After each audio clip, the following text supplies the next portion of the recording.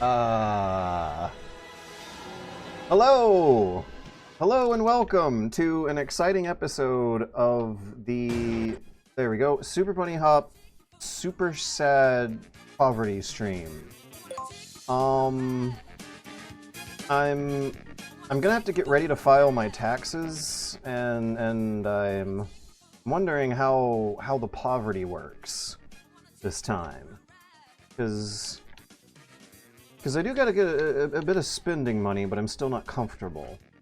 I also, I don't think, I'm gonna be, I think I was below poverty level last year, but I think this year I might not be. I also gotta wonder about the sadness thing. I'm feeling a real weird, a real weird mix right now, where it looks like I might be on the cusp of having my first normal week, or the closest thing to a more normal week. The closest thing to normal that I have ever been since December 2023. In December 2023, I was burdened with an extremely time-consuming and emotionally intense responsibility that seems to be wrapping up right now. Mom's under 24-hour care. I've been calling her every single day for the past 2 going on 3 years. And now I'm calling her caretakers. And sometimes it's more like I'm texting her caretakers. I still gotta go back and forth with driving on the weekends, but as far as the daily phone calls go, I remarkably went through a whole day today where I did not have to call anyone for the HOA condo matters, and the amount of time I spent on my mom's matters was probably under 15 minutes. I was able to spend most of this day working on bunny hop work for the video essay I've been working on for the past month, and that's weird. Usually I split them up.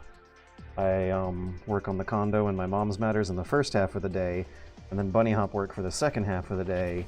But today is really the first time in recent memory, that I can think of at the top of my head at least, where it seems like I had a considerably more normal day. And that might be just because I went through a stretch of very, very tough weeks since she had a stroke about 3 weeks ago?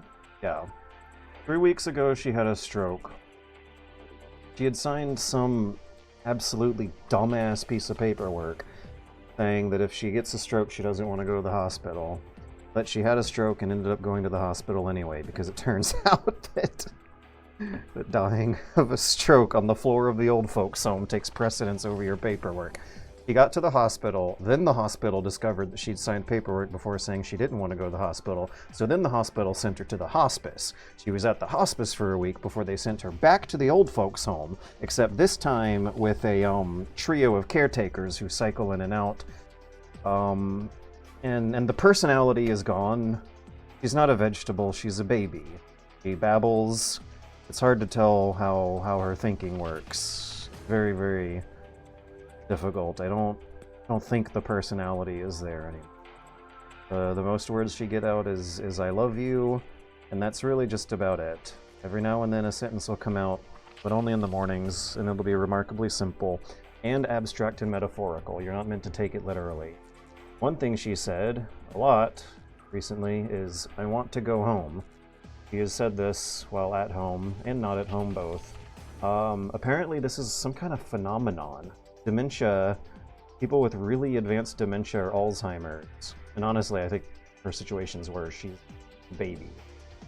People with Alzheimer's will tell you that they think they're somewhere else. Mom cannot get that much out. She can say, "I want to go home," and people who have advanced Alzheimer's or dementia, that can mean a number of uncomfortable things. It can mean that they want comfort. They want the emotions associated with home. They want comfort, stability.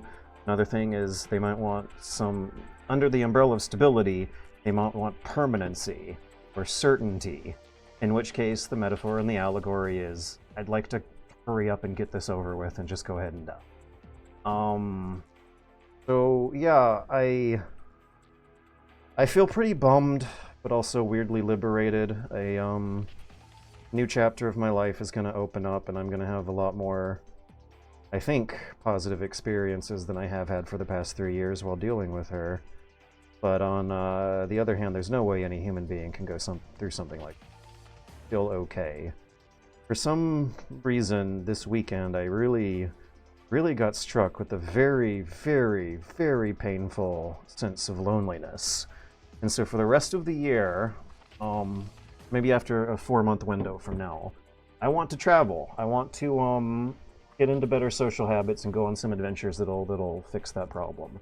Hey, Too Many Games! There's a convention in Philadelphia that some internet friends of mine are going to go to, and some YouTuber friends I've met before tend to go to. I don't know, that was before the pandemic, but I'm going to try to go to Too Many Games in July, mid-July, in Philadelphia. It's a MagFest-style convention. I tried to go to MagFest this year, but I had to cancel because of Mom. There's a 15% chance I might have to cancel Too Many Games for... There's also a road trip that a friend of mine, who I first met in Japan, who I first met in Texas at the Screw Attack Gaming Convention, but then moved to Japan for a few years, and I hung out with him in Japan for a while. Now he's back living in Texas again and wants to go on a grand American road trip across the states. I would like to do that. I really, really need to do something like that, but, again, there's the Mom situation. Also, the dog logistics, like Eddie might have to come along, and that might make it more complicated. But I'm gonna try. I need to do something like that. I really, really gotta touch grass and make friends after my schedule frees up when time spent taking care of Mom isn't such a big chunk of it. I'm gonna scroll through Twitch chat and then I'm gonna load up wherever I left off.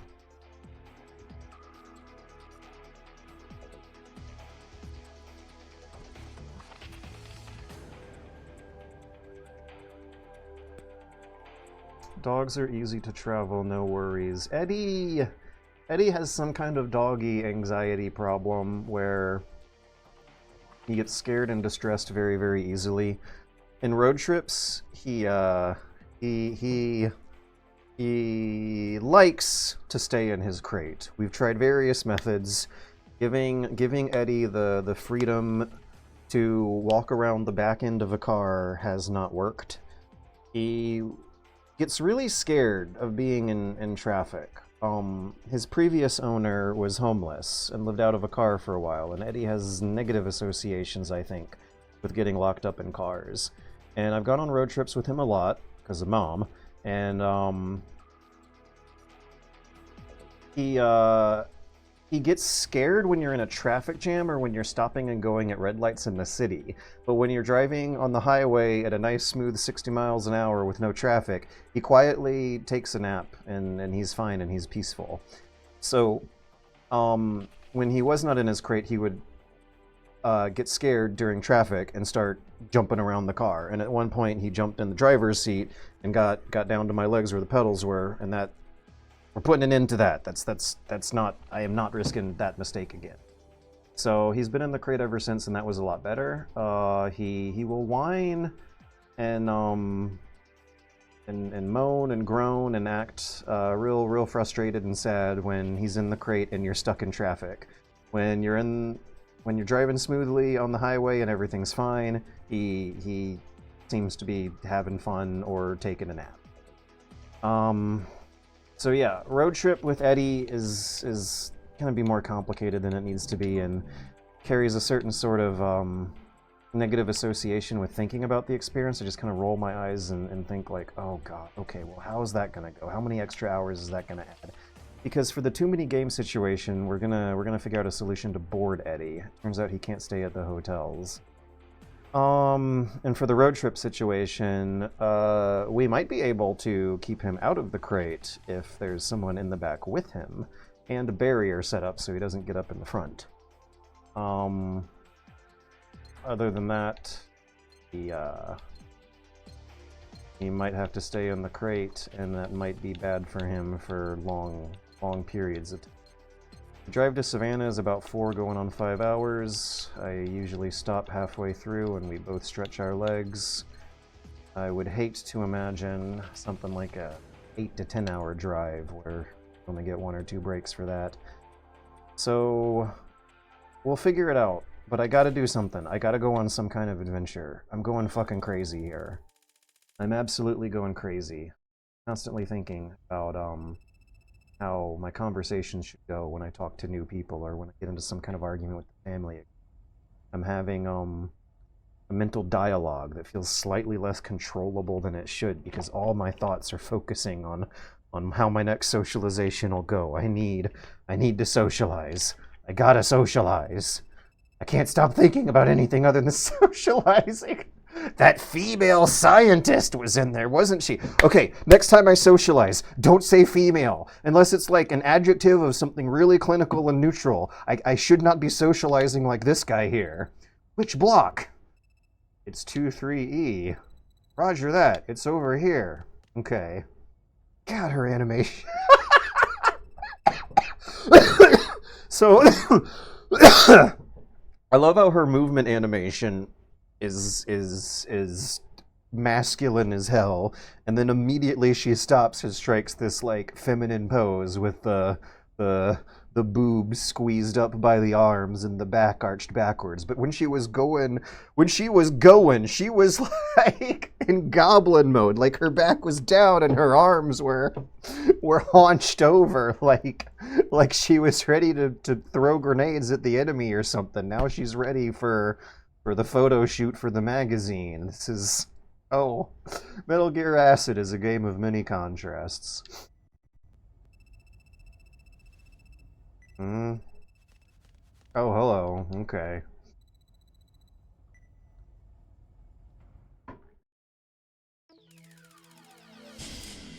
So, is this, a few minutes before where I left off? Because I totally remember... Let's see. February 23rd, 11:52. February 23rd, 11:50. I think I remember playing about 10 or 15 minutes or so past this point. Inspo company. So what save state was this one again?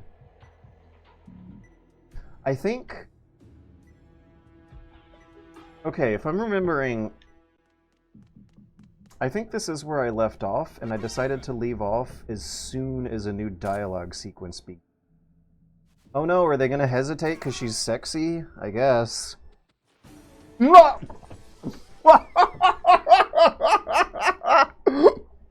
was hilarious. I don't remember that happening, so I think that means that we left off at the right spot.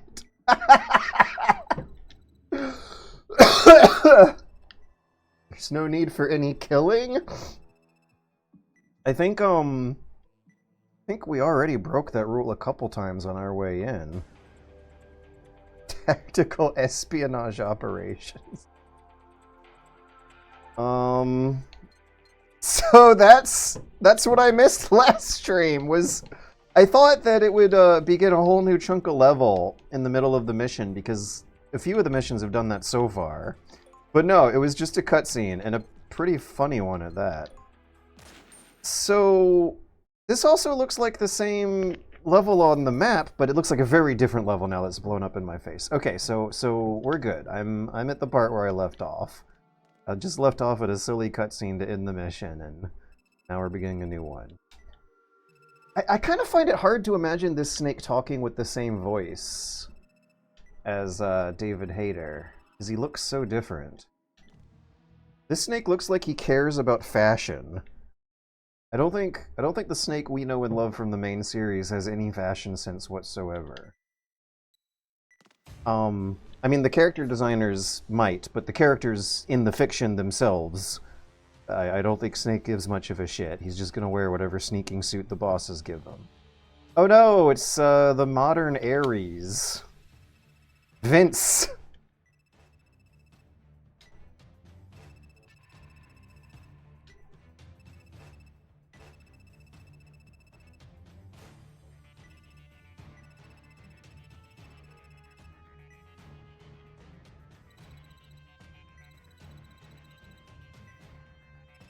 All two of them?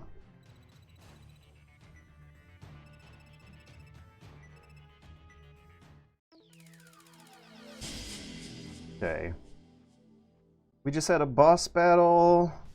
That kind of medium-sized regular level. And now we have another boss battle again. Okay, this guy's got 1200 HP. Some kind of armor and front evade. It looks like there's explosive barrels. Is that what those are? There's explosive barrels, stairwells, and a lot of cover, surprisingly. What kind of weapon does he use? What kind of attacks? 1, 2, 3, 4. His attack range of 4 squares. It kind of fans out in a fan shape.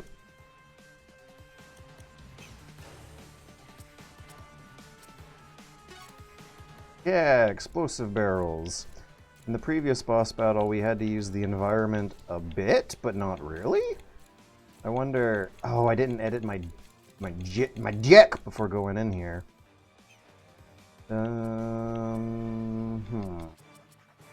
Oh yeah. Oh, we can't Cyborg Ninja the barrel to the right of him, but maybe we can move forward and shoot the barrel. We can Cyborg Ninja him and then hide, or we can hide and then Cyborg Ninja him. Venus is gonna get 3 moves. I kind of don't like that she's called that. It's too easy. That's not a very creative name for your, like, sexy femme fatale sidekick. Venus. Alright. Maybe it sounds cooler to Japanese audiences than it does to Western audiences, but I interpret it as cliche. Thoughtless.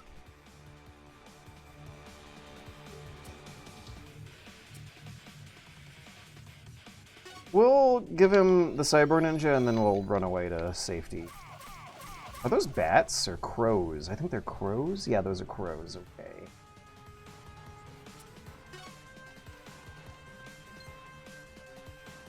Can't see shit. Oh yeah, I need to pay attention to their turn order. So last stream, I think I did get frustrated and scream a couple times. But I do want to say that, like, the amount of fun to screaming ratio in Metal Gear Acid 2 has been markedly lower than in MGA 1. Okay, maybe I can move twice. Detonates for 8 cost after use. I can't really move in what's the range on the Makarov? I have to play 2 cards with this Makarov. I might not be able... 3 blocks. Might not be able to reach a 3-block distance from him. 1, 2, 3. 1, 2... I still don't know how to count the diagonals! 1, 2, 3. She's not gonna get in range, so we can't really spend our first round attacking. We should spend our first round preparing, and I think that might actually mean throwing a predictive hand grenade at one of these barrels he's close by. I might be able to deal some good damage to him on the first turn. If I can get a grenade blast in range of those barrels and make a big explosion. I still don't even think I'm gonna be able to. That's gonna cost 7. The grenade's not gonna blow up fast enough. I need to do that at the beginning of a turn when I'm closer to him. Okay, let's move. What's his move distance gonna look like? I don't know, but we're gonna move. We're not gonna attack on our first turn.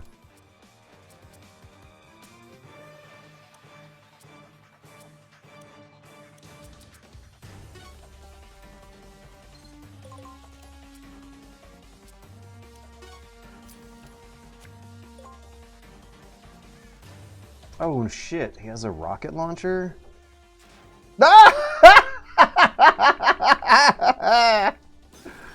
Okay, I was not expecting that.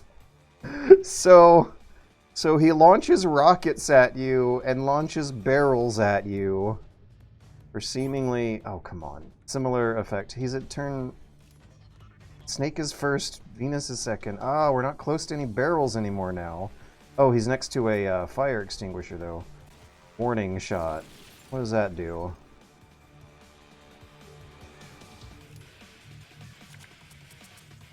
Yeah, the claymores. The C4 might be useful, too. The flamethrower might be useful. All of this is going to be useful. I do need to move first, though. Should I have actually stuck myself against the... Yeah, I guess. I didn't know what he was going to do. If warning shot doesn't hurt you, there's no way I could have prepared for that with my ignorance beforehand.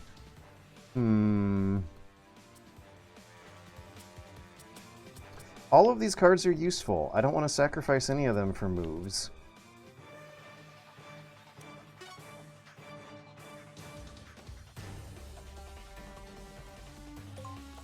We'll get Venus to blast the C4.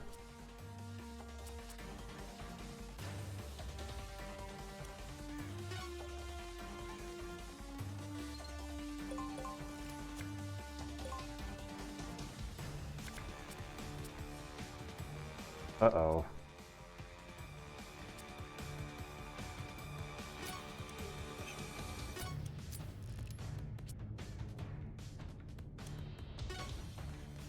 I don't think I thought this all the way through.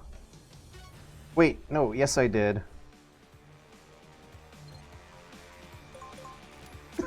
No, I didn't! God damn it! When did I use 3 cards? Oh, hey. The flamethrower might get it. No.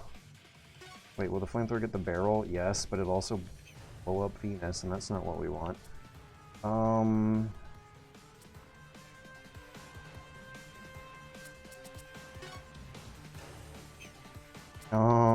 God.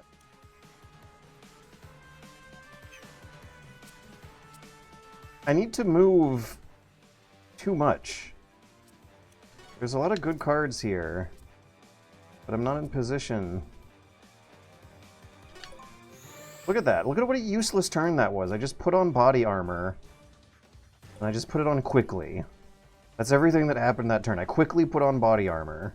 I put on body armor and then played a card that makes the time go down. Uh-oh.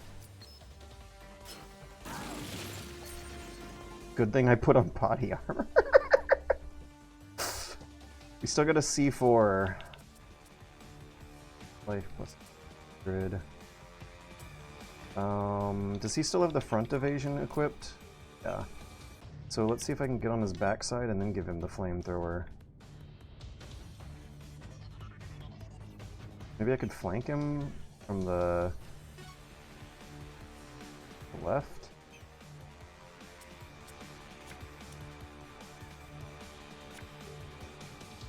I'll try it. Yes! Alright, now does this count as a front? Ceramic armor. He did not evade it, but I think his armor affected it. Life 1125, I think so. Yeah, his armor's gone. He does have the burn status though, that's good.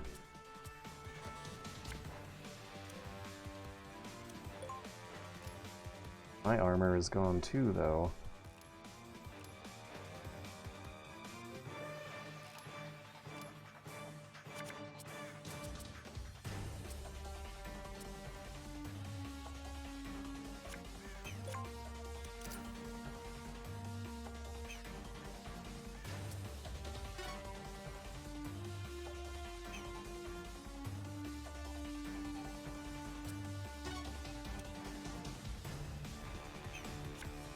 Blast radius. Okay, I'll throw this in front of Venus to protect her. I instinctively said Teleco because that's such a cooler name. Am I too close to that barrel on my right?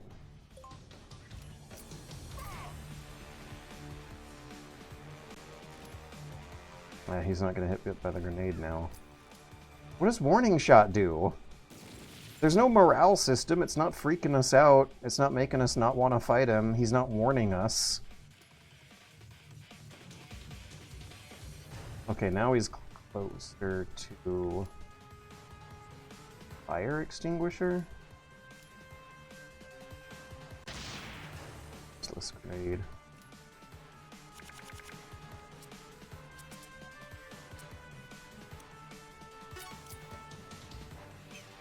Gotta get her to face the right way.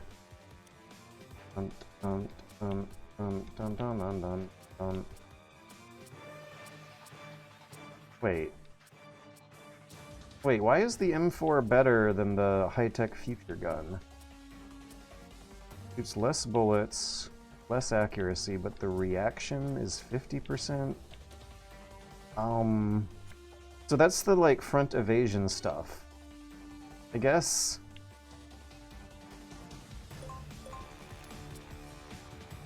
he's less likely to use his front evasion if you use the future gun.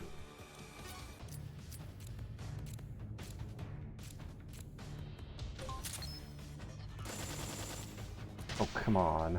Oh, wait. Blind? Okay, so what an emotional roller coaster. When I first saw the animation, I thought I missed. And then when there was a delayed reaction where an explosion did happen, I was very satisfied that I successfully hit. But then the explosion that happened was a bunch of white goo that caused blindness instead of damage.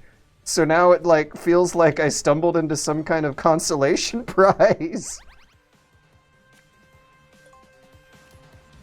Oh hey, he's taking legitimate damage now. That's good.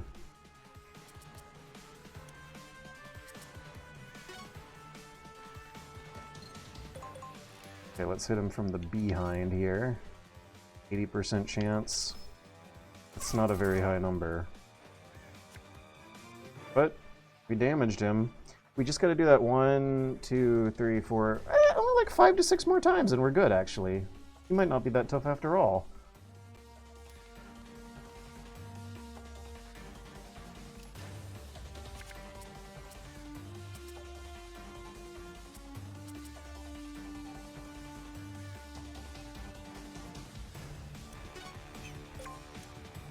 Safety.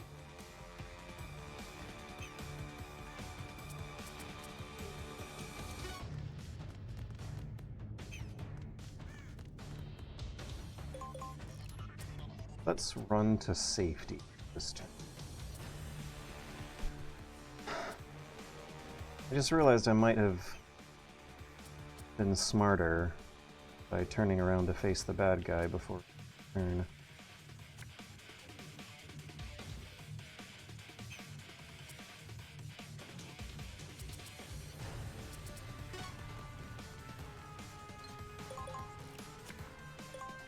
I hope that railing counts as some kind of cover.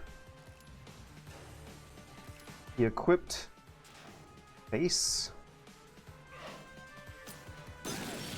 Look at how little damage that did. It just dinged her. It dented her armor. Her super duper strong, hard metal, thick layers of armor that she's wearing. That giant explosion just made a tiny little dent in them. What does UA stand for? Out of action. Okay. Thank you for clarifying very quickly.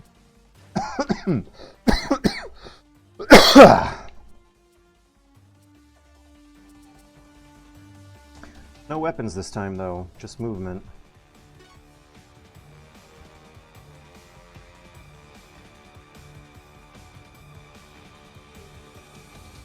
Well, let's lure him to the C4 in that case.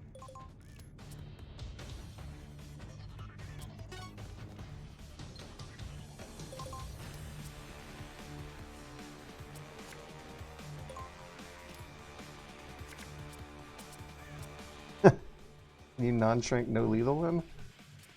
I mean, can you tranquilize non-lethal him? That's what I mean. Yeah! I don't know if it'll work, but it's gonna be worth a try. Snake can afford to do something that takes some time. Wait, if the bad guy goes the wrong way, though, he's not going to hit the mine. Oh, yes, please. Snake needs a card. Those 3. Yes, please. Venus needs 3 cards.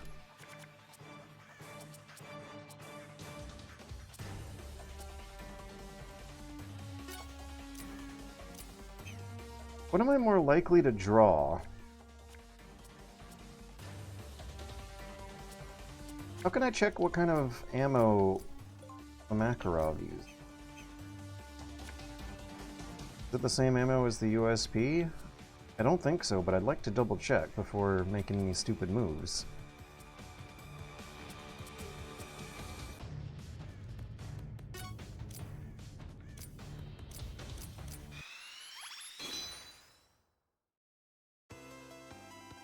Skip, it's dangerous. You don't want to play FMV games in this. You don't want to play FMV cutscenes in this game without thinking about it first. What? He has Raven magic?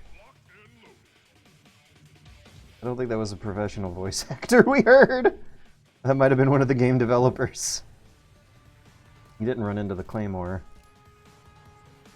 Boom. Okay, so Snake, like, got a bruise or something. He took more damage than Venus did. Which is not how this usually works either. Ooh.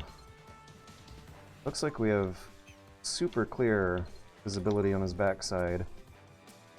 And it will take him a few more squares to catch up with us in distance. Okay.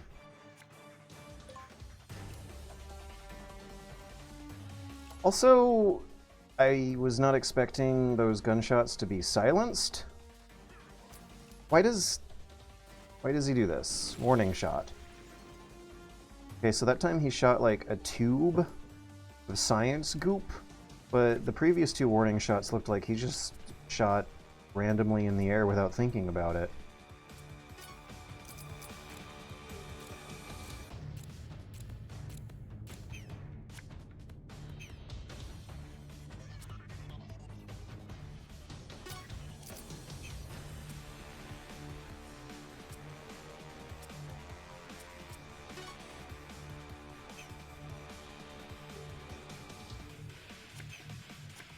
Does the boss still have front evade on? Oh my god, he has two front evades on. Alright, well let's just get on his side. Unload my perfect accuracy weapon then. I'm channeling the spirit of Gillian Seed from Snatcher to get a 100% hit chance here. Yeah! That was awesome!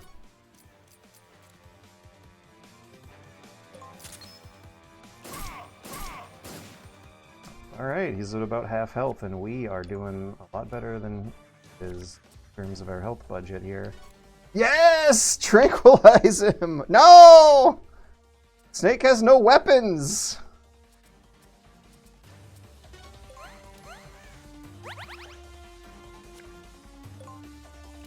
I'm also not quite fearing a close distance encounter with him because his attacks really are not hitting.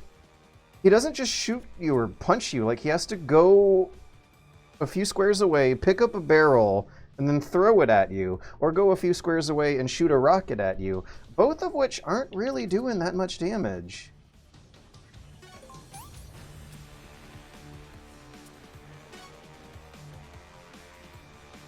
Okay, let's go this way. We still kind of want to lure him C4. But not quite that far to keep the accuracy of my gunshot up. E5, is the armor gonna hit it? Front evade hit it. Huh. So it still rolls a dice for that, even if you're on the side. He's a lot more intimidating to look at than he is to fight. I guess we shouldn't bunch up. Don't want to get hit by splash damage at the same time. Here it comes. He said here it comes and then shot it away elsewhere. It did not come. He should have just said here. Here it is. He should have said there it goes. There it goes. I want to choke him. Can Snake play 3 cards? Yes, he can. 1. 2. And 1 block behind? God. Not fair. Okay, I think that is at least going to be good for expiring his front evade. He still has one. I knew at one point he had two, and I want to choke him so bad that we're actually going to keep that card on our hand for the next turn. Hit minus 20, cost minus 5. That sounds not good. Let's hide by the C4, lure him to...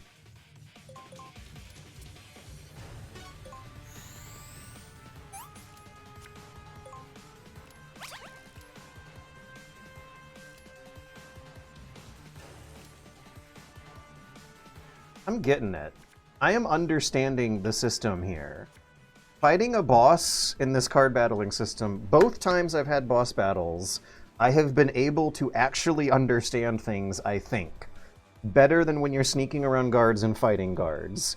Because then it starts employing, like, distance-activated AI routines, and I try to use normal Metal Gear logic in the game that seems to want to be more violent in gameplay, but this one has the characters talking about reducing lethality in cutscenes.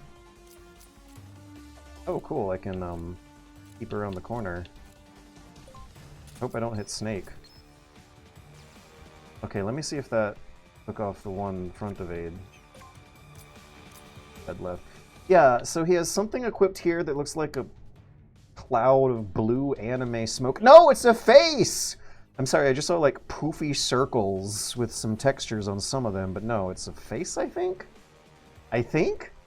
I don't know. Whoever already knows what he has equipped is going to be real frustrated at how my eyeballs are processing these lines, because I mean, it kind of looks like a wrinkly fruit, or a flower blooming, or some kind of like organ lying on an operating table that's all wrinkly and goopy with fluid underneath it. This is a real Rorschach blob of a piece of artwork we're looking at here. Whatever objects are dwelling in your subconscious are going to come out when not knowing how to interpret those lines and those blobs.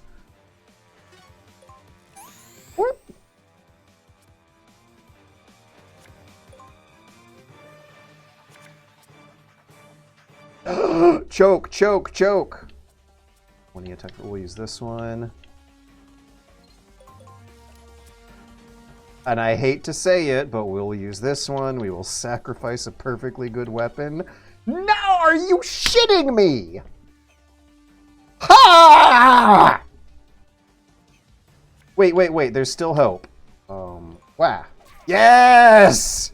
Chris Jenner? What? That's from Ghost Babble. Oh, I can run away when I'm done? I didn't know that. CQC still works on that guy. That's hilarious.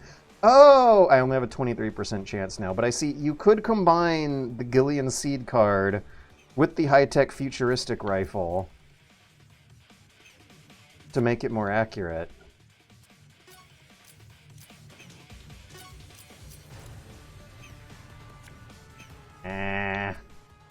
I'm gonna have to move out of cover to get good damage in. That accuracy was like 20%. 70%'s not great either, but at least it's better.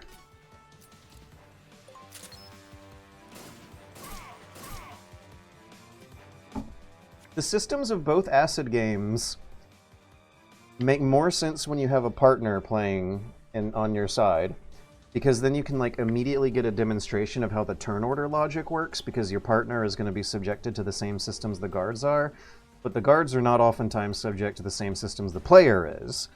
Sometimes their turn order is weird. I don't think they have a full hand of 5 cards, and when they do have a full hand of 5 cards, I think they only have like 2 different cards in those hands, and they're either move or shoot and not a whole lot else. They play by somewhat different rules than the player characters do, but having 2 player characters means that you are able to feel out how the rules for turn ordering works in a way that I really miss when I'm playing solo missions.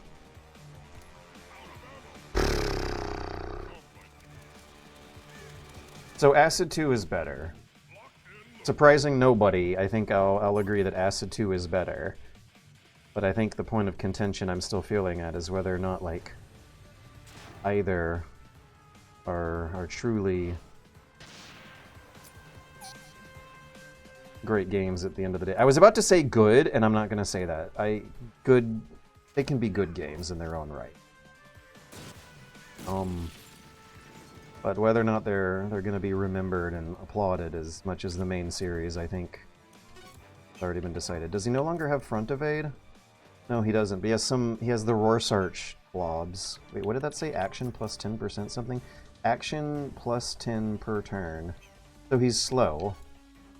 Wait, action plus 10? That's not cost plus 10. What is action referred to? What points or currency? HP, MP, AP. We don't have action points in this game, so I'm not quite sure what it could mean. Oh, that's interesting. Loading 27%. I still kind of feel out.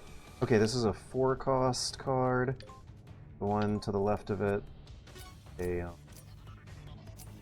pistol ammo card. Makarov. See, blinding's not that big of a deal.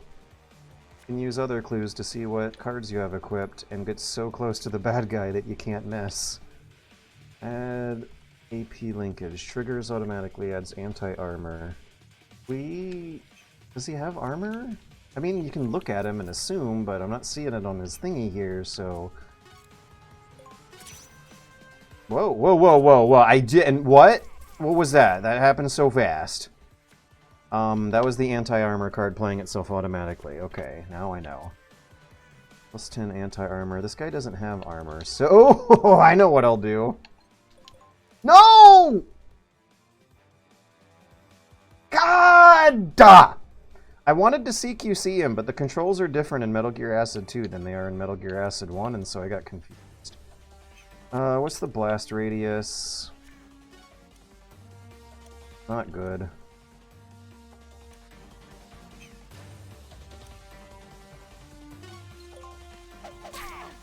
Oh, 32? Holy cow!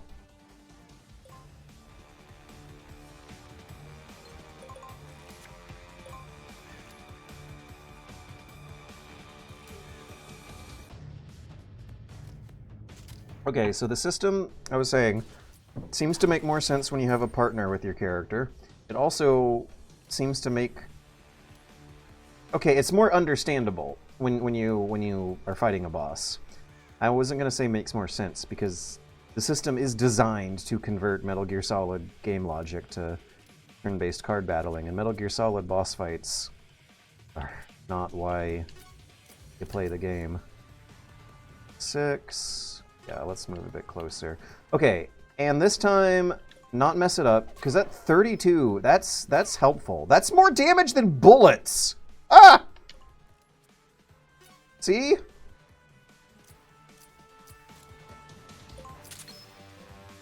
Okay, that's almost as much damage as a bullet. It's a lot of damage for a kick. Not more damage. Almost as much. Either way, this guy was a pushover. Come on, he's all bark. What? Oh. That's all you get for instant ramen these days? Man, the economy must be rough. Oh! It's like, I can CQC too. He's still gonna lose. Can tell from right now. Okay, let's throw this right at the spot where it won't hit Venus, but will hit the boss. Snake can play 3 cards this turn, but I'm actually going to use all the rest of his points on this, because I think the grenade's going to blow up at the time I want it to. I think if you throw it at the beginning of your turn, it's going to explode earlier when you end your turn. It's supposed to explode in 5 cost, and I saw that the boss was like, yeah! Rocking 8 or 11 or 15, a bigger number than 5. So it did. The grenade actually did explode. I might have played through 1.5 Metal Gear Acid games before finally understanding how grenades work. Bum, bum, bum, bum, bum, bum, bum, bum.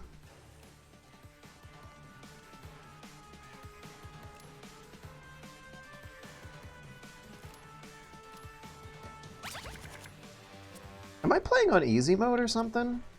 This wasn't even close. One of my characters is almost at half health. The other ones are like 60%, but the boss has maybe 5%.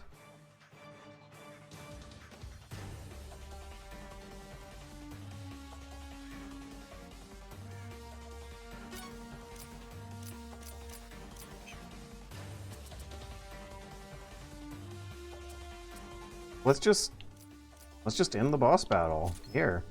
I think she can do it all by herself in this turn. Oh, okay. Well, the armor's gone. At least I used a weaker gun to start that. I'm trying to take a peek. 130, no armor. I did not know he had armor equipped. I missed that.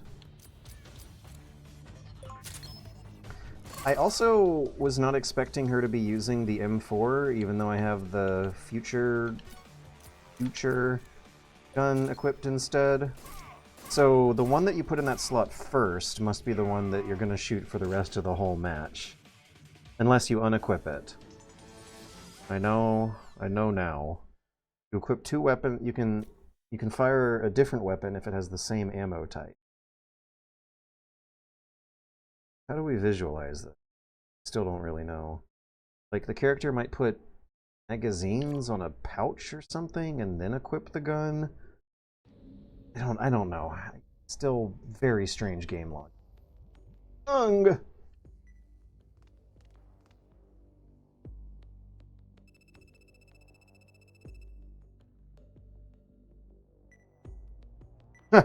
What the hell?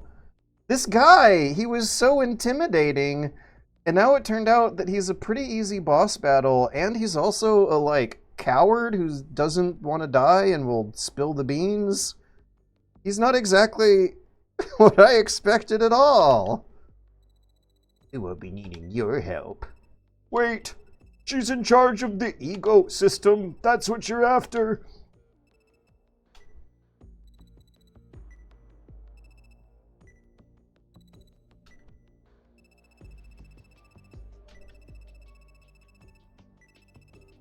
So the main villain of the game is looking like the sexy scientist lady with huge boobs.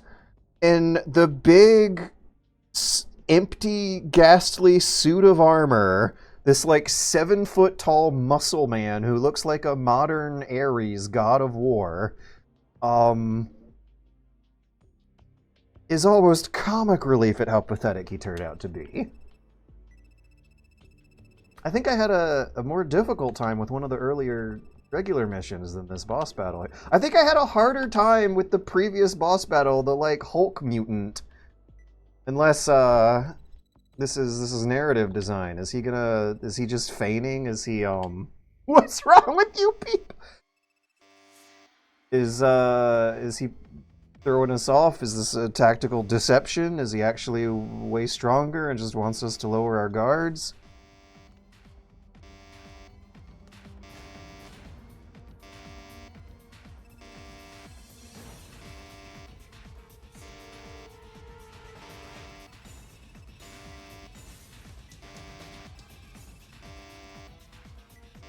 Opalthorn. The names in the Acid games are also kind of weird.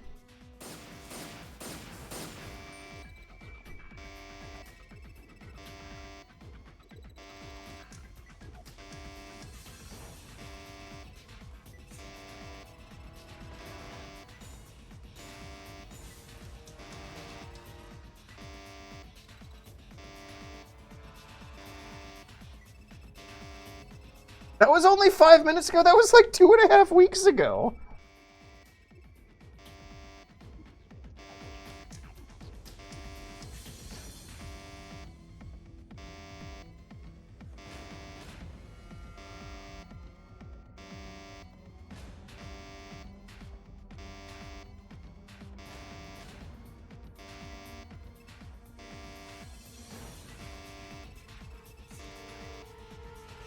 I'm non-lethal, non-trankin. It increases your score. Also, I don't think Snake is in a position to care much. I don't think they can really, like, do a lot to him for underperforming against their standards. He's not a career soldier here. He's a mercenary who plays by his own rules. His name's Vince. Okay.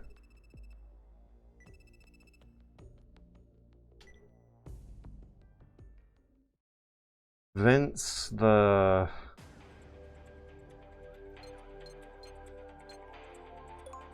word that associates with cowardly or soft, but begins with a V. Vince the Vanquished. Vince the... gets laid off. How wise is Wiseman, really? I'm gonna check up on Twitch chat between these levels here.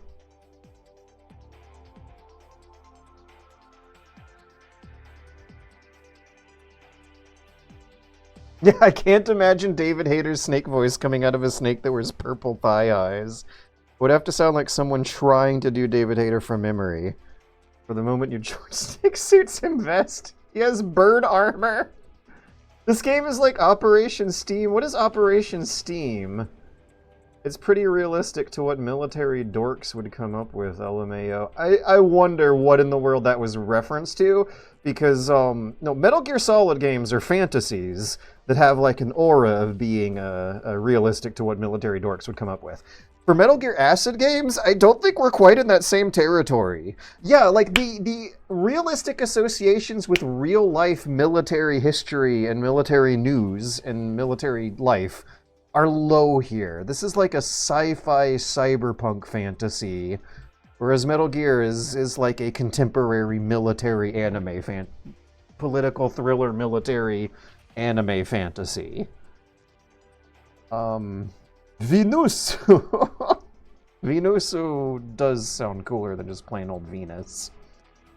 Wouldn't the Japanese pronunciation be Venus? No, it would be Venusu. Venesu. Why is there a trenchcoat 40k man? I don't know, but we got a mission accomplished. Direct RPG did less damage than a thrown oil barrel. That high-tech future gun got canceled and the AR is more popular than ever, so they're kind of cooked. It just bounced off her jiggles. They're tactical. See, breast parries. If it's real ammo rules, they are different. He shot you with an RPG at point blank. Okay, this game's beat. I have to assume warning shot is just a wasted move to make things easier for the player. Hang on, BD Jim, you forgot even easier. So the thing is, this has felt remarkably easy so far. At least that one boss battle did. I wonder if Metal Gear Acid 2, if I accidentally picked an easy mode at the beginning, or if they like consciously chose not to balance this for people who played through the first game, they might have assumed I'm still earlier in the learning curve than I am, because I did play the first game and kind of know what's going on, but my understanding of this system I still feel like an ignorant child playing this game.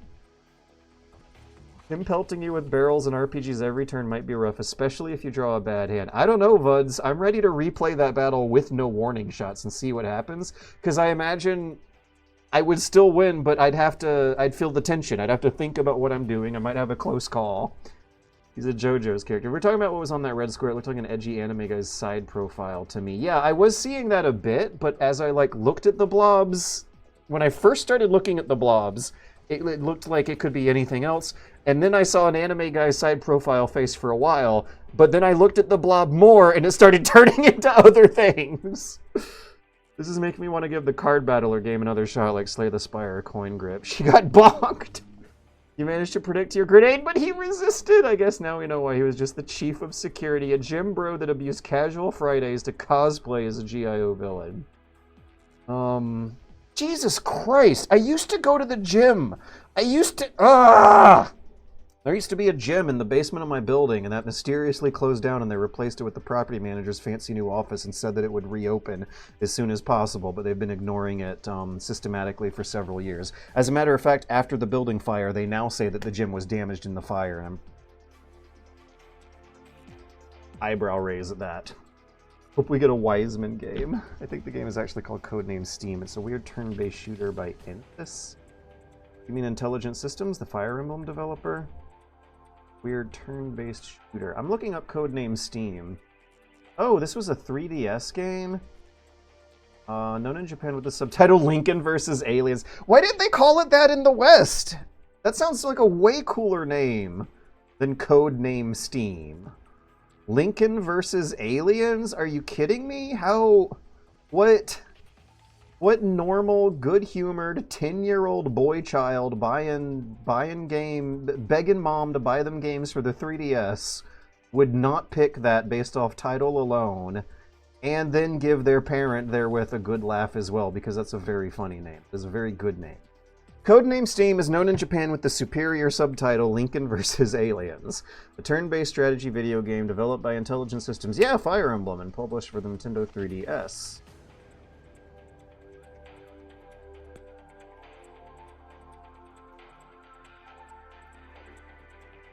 That one screenshot does look kind of Metal Gear acidic.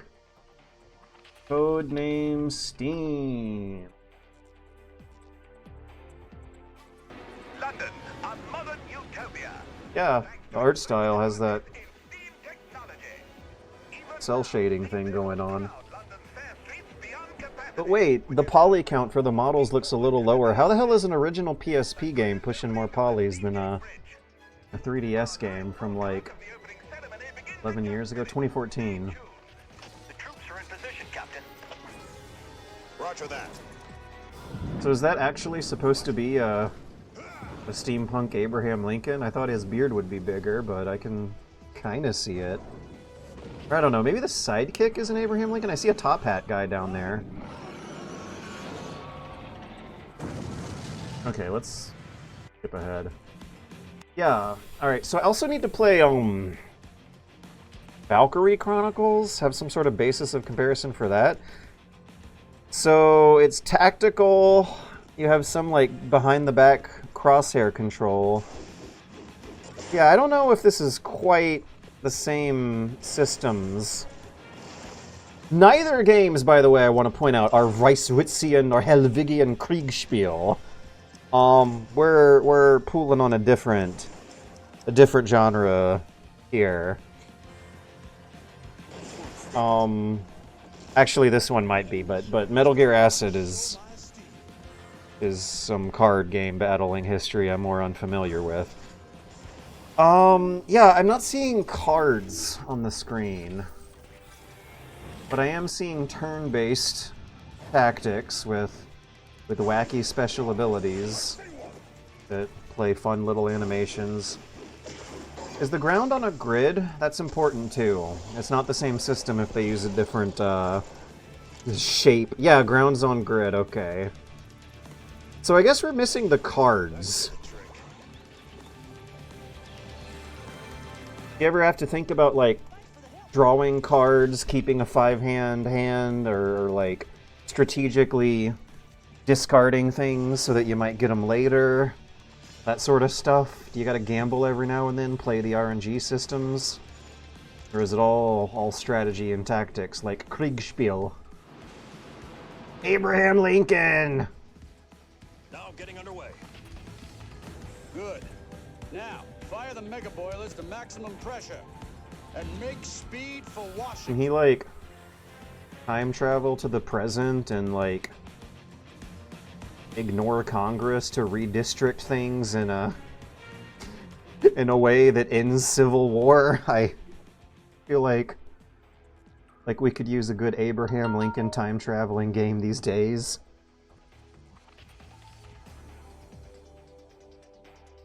Anyways, yeah, I could see it.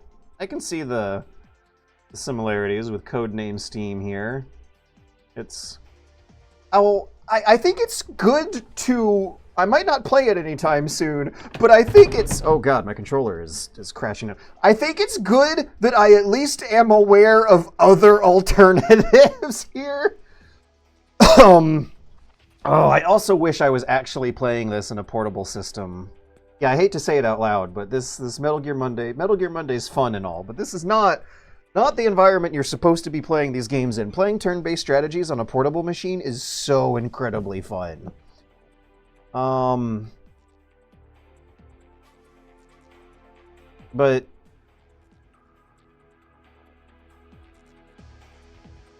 but I got some Twitch chat to catch up on. Lincoln vs. Alien sounds more in line with Acid's Pablo Escobar Metal Gear lore. Both of them are like kinda quasi-cel-shaded looking, turn-based, tactical action games that have modern-ish gunpowder weapons. I mean, one of them's steampunk, but people were shooting guns and throwing grenades anyway. I fucking swear when you're in your 30s, all this shit blurs together. We are looking at some tactics games. Can you imagine Kriegspiel as a card battler? What is this? Yeah. Is that an actual thing? Conziate. This is so incredibly awkward for me as a conziate. I forget the specific... Yeah, the start of this was about Escobar's drug lab. Okay, Conziate, I shit you not. This is actually how the story of Metal Gear Acid begins. Metal Gear Acid begins with Solid Snake triumphantly flying home after a successful mission. And it's implied that the successful mission involved him sneaking into Pablo Escobar's drug factory and blowing it up. And the game begins with him on a plane flying home. There's 2 pilots and a hot babe. And they're all like, oh man, thank you for busting us out of there, Snake. The people of Colombia are gonna be cheering your interventionist efforts. And so he lands in America and immediately gets deported by the FBI for illegal immigration. I shit you not. Look it up on Wikipedia. I will look it up on Wikipedia for you. Metal Gear Acid 2. The story begins with a man known as Snake, a young woman named Consuela Alvarez, and 2 pilots named Dave Copeland and Roddy Louise, flying to the United States illegally when they are arrested by the FBI. Okay, so they didn't mention that they were flying on their way home after blowing up Pablo Escobar's drug factory. But getting arrested for illegal immigration is how they begin the Metal Gear briefing sequence, where Snake's like, oh, I can't believe I have to do one last job for you guys. And the officers are like, you have to do one last job for us, Snake. You're a prisoner. You're a criminal. You're going to go in jail for illegal immigration if you don't do one last job for us. It is a blast. It is the funniest Metal Gear Solid introduction. The other thing that makes it even funnier is that it has nothing to do with how the story of Metal Gear Acid 1 ended, I think. I didn't play Metal Gear Acid 1 all the way to the ending, but I don't remember anything about Pablo Escobar. I don't remember anything about the Latin American experience in America where you gotta worry about illegal immigration and stuff. I was absolutely flabbergasted. This is actual real Metal Gear lore that turned up in a real Metal Gear game by Konami when the series was at its peak in the mid-2000s. Solid Snake does actually blow up Pablo Escobar's drug factory and then gets arrested for illegal immigration when he triumphantly returns home with the, hot babe and escaped prisoners. I have to beep at the Twitch chat after this. That sounds like a damn shit post, just going full all into it. We only have to assume that Pablo Escobar had a Metal Gear hidden in his factory, in his drug fields. So did Snake just do that on his own and it wasn't a government mission? So is this Snake Latino? I could see it. This is like a way sexier, more fashionably conscious version of Snake, who's apparently interested in what's going on in Latin America. Yeah, sure, why not? Oh god. I think this does plug into something about the character that I don't know if a lot of people talk about this because it is childish and naive, but the kind of hero that Snake represents seems like a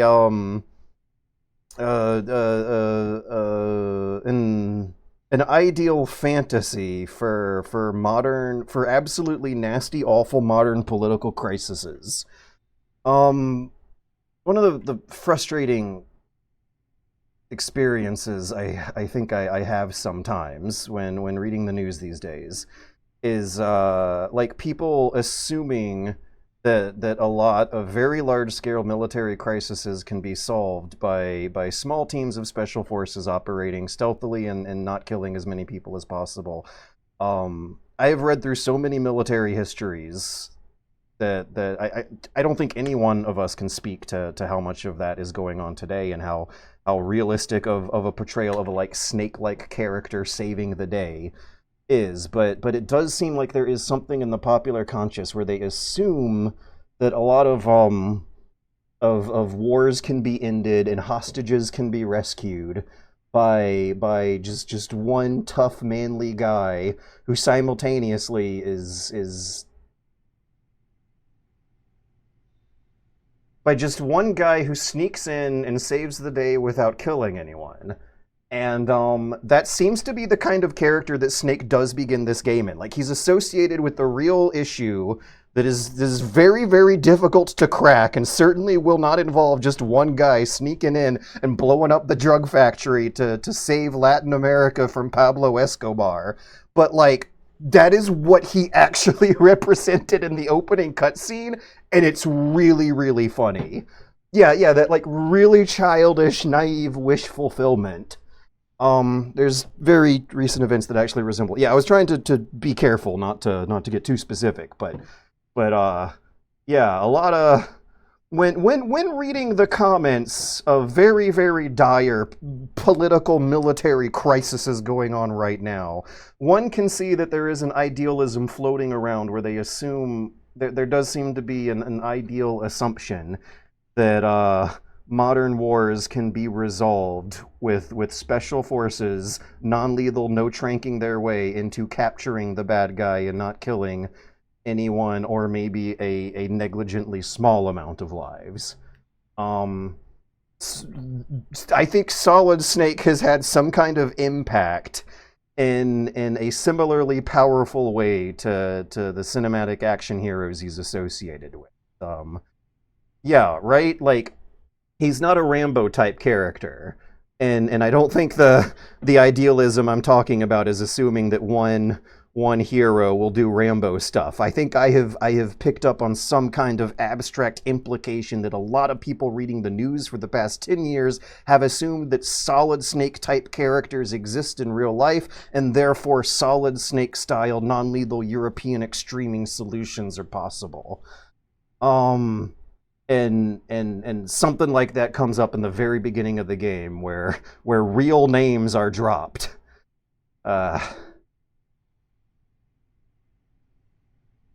Special forces as noble samurai-like characters with shonen powers. And also that just like sneaking in a military context would look like it does in a video game, or that spying would look like it does in a video game. In real life, spies are diplomats who change their names and identities around. There was like a woman involved with the 2016 Trump campaign who turned out to be a Russian spy and then disappeared off the radar, and her name was Maria something or something a click. Definitely not a Solid Snake type character. And like special forces sneaking around enemy territory will like really involve sitting in a bush for 24 hours in a ghillie suit and peeing in a diaper or something.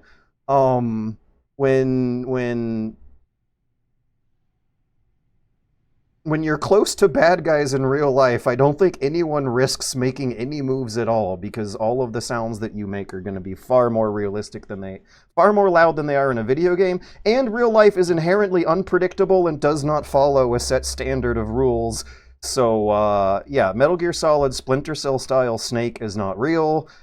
Solid Snake style spies are not real. But there is a very, very deep interest in real-life military hardware, especially in real-life military history, that has caused a Solid Snake-style abstract symbolic character to enter the public consciousness when reading the news. Oops. Right. I missed a line of dialogue, and everyone immediately said, right, got it. But I don't think it was important.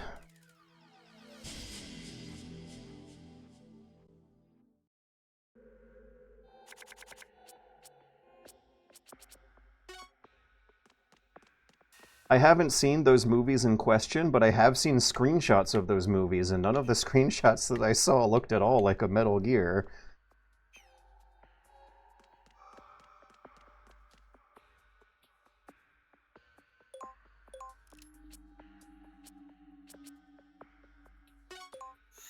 Hang on a minute, maybe I should have paid more attention to the dialogue. Where are we going? I don't know where we're going.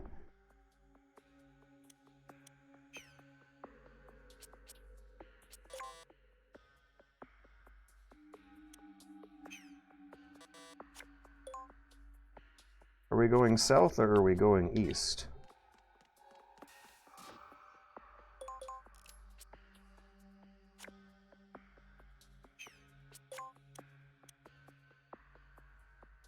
What's this vision? Oh man, look at this. We got like what? A purplish pinkish floor? We gotta see how far we can see by the purple squares on top of the purplish pinkish floor.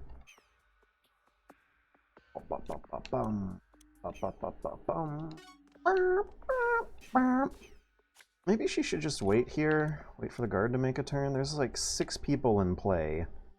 Yeah, I'm gonna get confused and frustrated again, because according to the numbers, there's at least 6 guards in play. But I only see 2. Oh yeah, that really does really ruin the magic. So the flag at the bottom of this black square underneath every character's portrait means their turn order. So since Venus has a turn order number 6, that means that 5 other people are going to go before her. Looks like Snake's number 5. This guard's here is number 4. This guard's here, number 3. So that means there's 2 guards hiding in the black fog of war here. And mystery has been spoiled. I don't know if the developers really thought that through. The other thing is that the number might not even really matter, because the guards... Oh, sorry, Eddie. The guards don't start moving and behaving. Their AI doesn't even really trigger until you get a certain amount of geographic distance from them. So if you stay away from a guard who is marked on the number sheet to go next turn, but if you're far away from him, he won't be going next turn. You will be going next turn. And throughout the whole entire time I played both these games, I've never really mastered how to really predict it.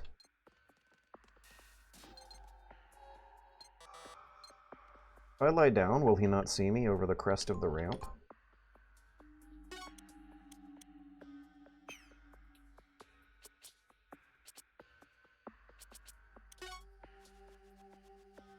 Yeah, let's see if I can sneak my way over to this Metal Gear Solid 2 boost pack.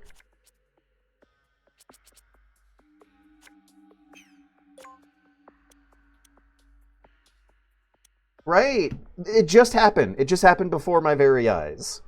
Venus got to go next, but according to the numbers on the screen, there should have been guards going next.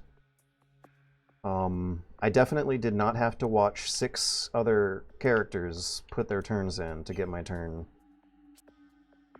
I think I can see what's going on now and can at least explain it more clearer. Okay, so what's a safe observation spot? I still think Venus might want to skip her turn. But she's got good stuff. Let's use this. Whoop!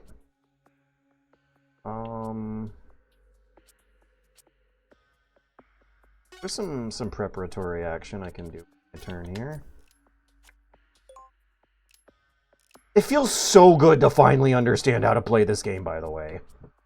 I know it looks like I've been playing this game for 4.5 weeks, plus however many weeks I played Metal Gear Acid 1, but the reality is they were playing me.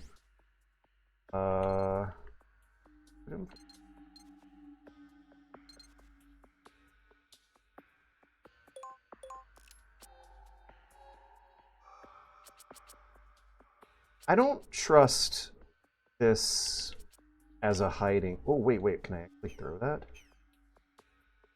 So this detonates in 5 cost. This guard will move in 4 cost, so I should not throw it. If I throw it, I'll have to shoot it or like do some kind of predictive thing.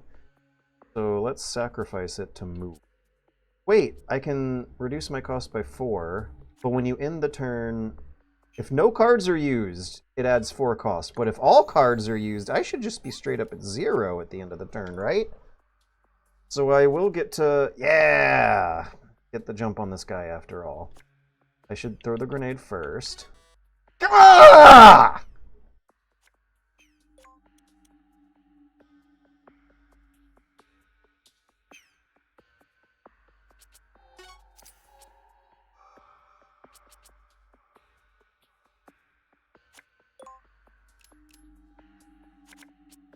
Okay, so the thing is, I'm trying to wait on a good opportunity to move. I don't know which direction this guard's going to move. He could go north, he could go west. If he goes west, Venus is kind of fucked. If he goes north, I might have a good opportunity to slip around. Actually, if he goes west, I'd have a good opportunity to slip around. Yeah, I need to know whether or not I want to go clockwise or counterclockwise around the circle in this room, and I won't know which direction to go on until he moves first. So I gotta play the cards that have the lowest cost, and I gotta keep distance from him. So I'm just gonna move 1 square at a time here.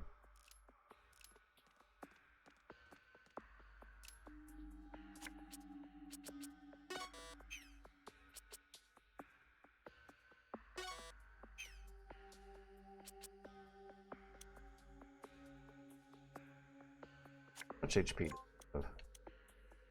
60?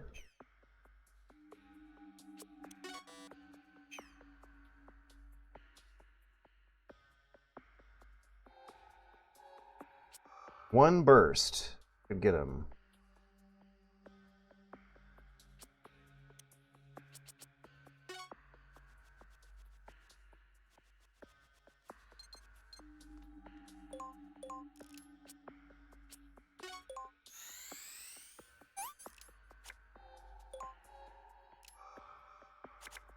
The guard still didn't move, so I don't know which direction to go. Okay, I just want to move 1 square forward. I have ammo. Makarov. So, yeah, I think someone did mention this. Both guns are using 9mm, but I don't think that's how it works in real life. 1 square. That'll be my turn.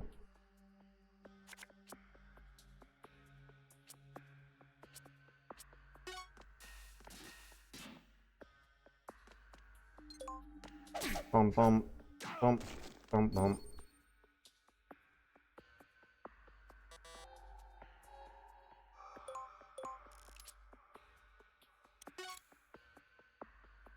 $85, 22, 47.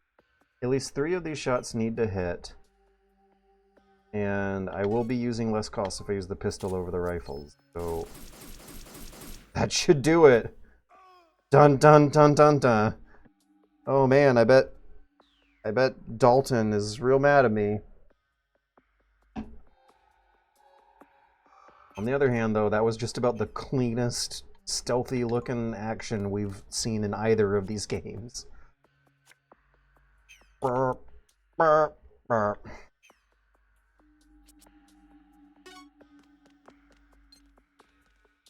I know I said 1 square and that was 2 squares, but the same principle apply. I'm losing pace.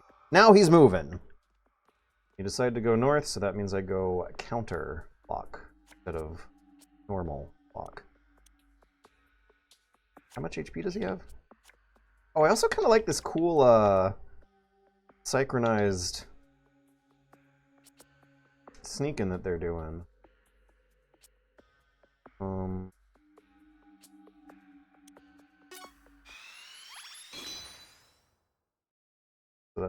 Oh, shoot. No. No, no, no, no, no, no, no, no, no. Fuck. The game just crashed because of the FMV glitch. Well, this will be a good time to catch up on Twitch chat, alright? Look at that! Look at how beautiful those glitches are. Oh, man. I haven't seen a clean, coherent image devolve into pure data like that in years. That's some good digital gunk. You haven't saved your progress for 30 minutes. Are you sure you want to exit? Well, when you put it that way, I'm starting to have second thoughts. Can I, like, save a state with a hotkey or something? No, I cannot. Yeah, we just gotta restart and reboot and see how quickly we can make up that lost progress. R.I.P. Gillian. Graphics. Try updating your graphics. Graphics backend has been switched from Direct3D to Vulkan. I wonder if that'll fix the error. I did not tell PPSP to do that.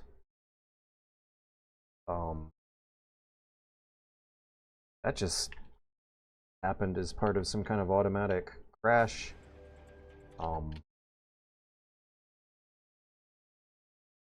Processing. Process.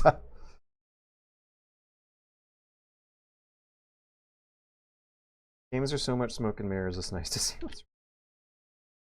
Why is there no sound? This happened before, and I don't remember what I did to fix it. Let me check the Windows 10 volume mixer. Maybe I have the Vulkan version of PPSP on 10% volume. I guess I had the Direct3D version on 100%. Wait, no, I'm maximizing their volume and I'm still not hearing anything. Why do I have 3 PPSSPP instances in the sound volume mix?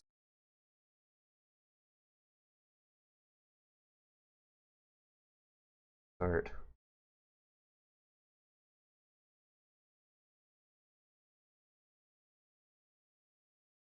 Would anyone else have any idea why PPSSPP is suddenly not playing audio?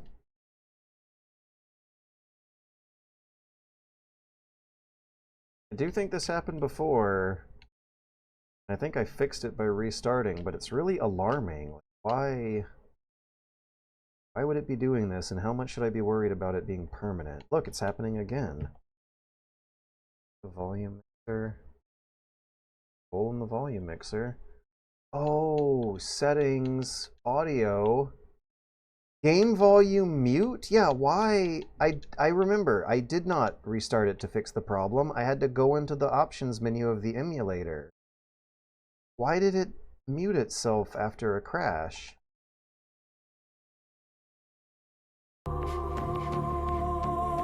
What a mysterious Jugo. Okay, we'll play at 20% volume. Research block, main area, or north area. My 2 saves are 40 minutes apart from each other, so hopefully I won't have to do any more of the boss. I just don't want to do the boss. Because I did not lose much progress on the next level after the boss. Alright, good. Alright. Let's keep the same strategy going from last time, so I don't have to rethink my whole world too much from the crash. Although, I think that might be the game's way of telling me it's time to download the new version of PPSSPP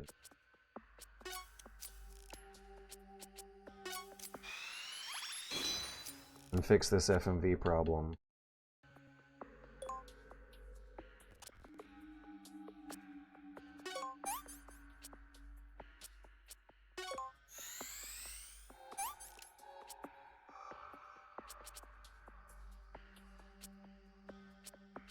Yeah! Let's just fill our hands up with guns and end the turn. Instantly. All we did that whole turn was, burn time and discard cards.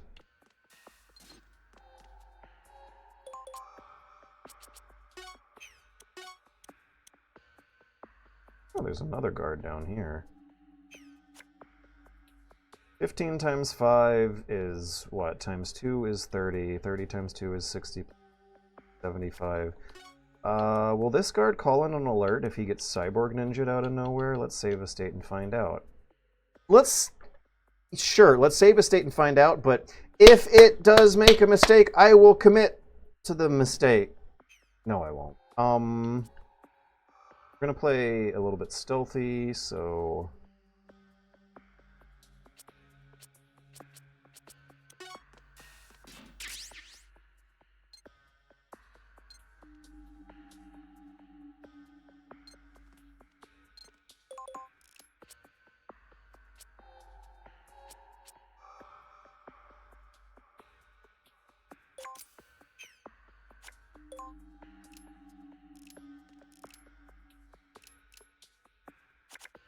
Yeah, I think I remembered looking at his vision sign, his vision line, and not seeing square. Uh-oh, I do see he can see above the box to his right. So, yeah, let's equip that. Do the same thing we did last time. I just don't like burning through those 3 cards I can play. But I don't want to do the Cyborg Ninja too early. I want to shoot this guard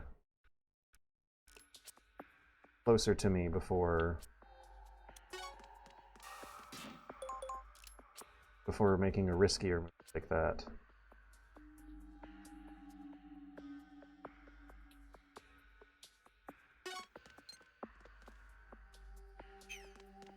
I know where this guy's gonna...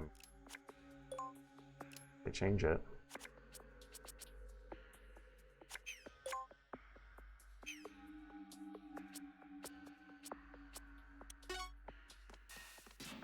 Dun dun dun dun dun dun.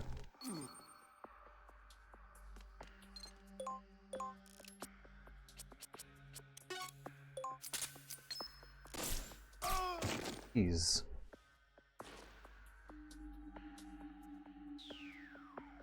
That, like, bounced him up into the air. Alright, so next turn we'll do our Cyborg Ninja. See if that raises alert.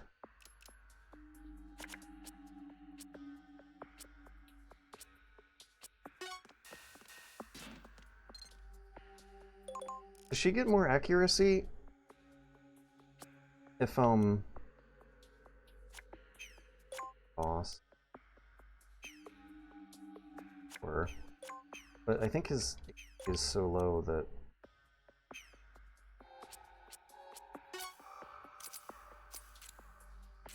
A 100, yeah, because of Gillian. Wait, I thought that would kill him.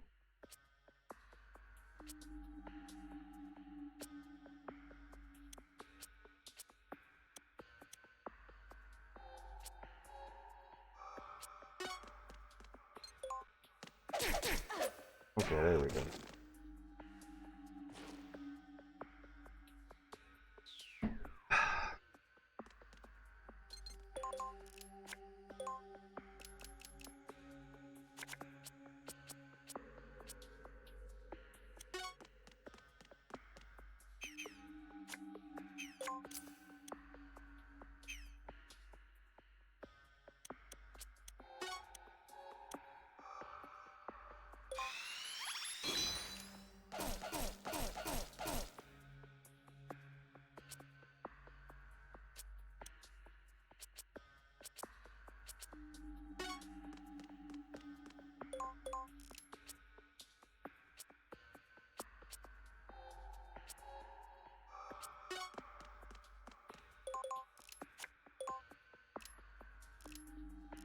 Huh!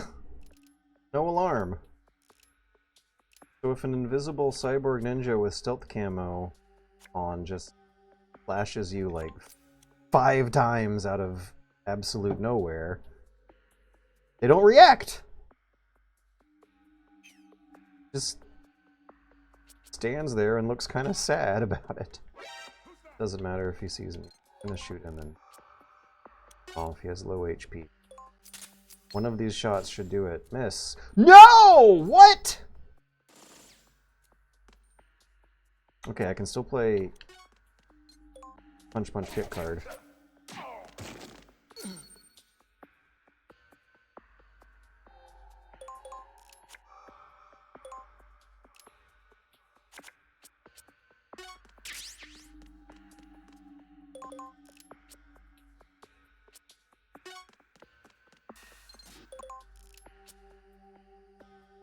Anything in here? No. Nothing.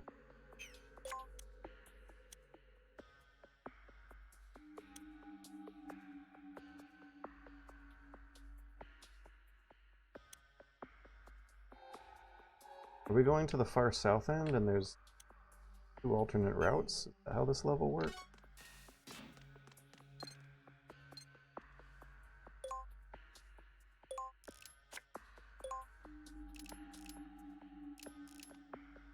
I hate how they just get right back up after feigning.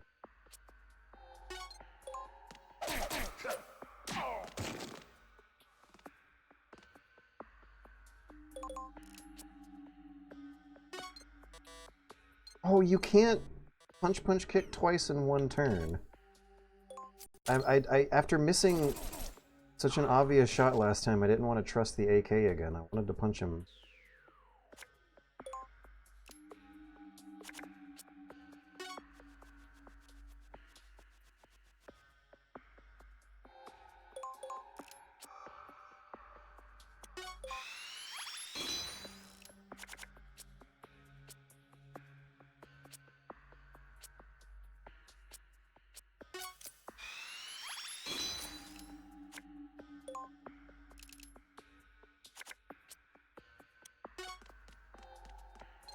This gonna do anything? Nope.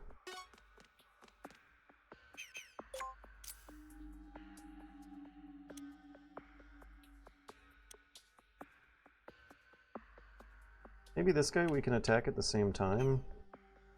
Snake could use a turn where he just draws cards. I think Venus could too, actually.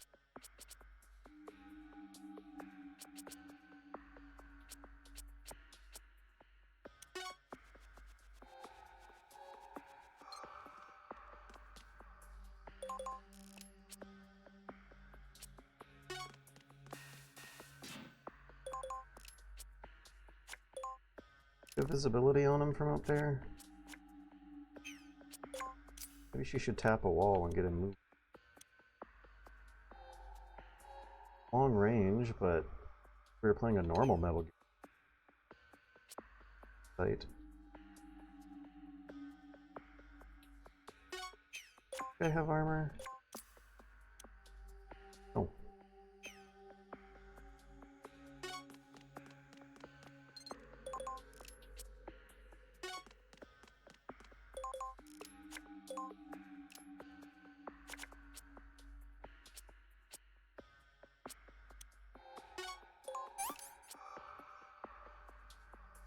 I thought that would upgrade my equipment to level 2. I was not expecting it to add 2 slots of equipment slots.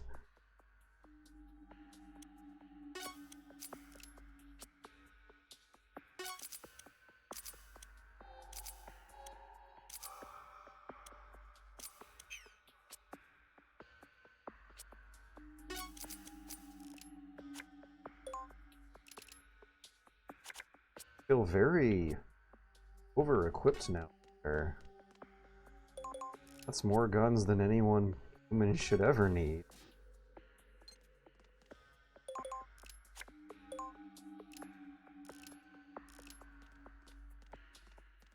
I think Venus should tap a wall. Wait, can she really get help from up there? Did we just walk her into a dead end? Or...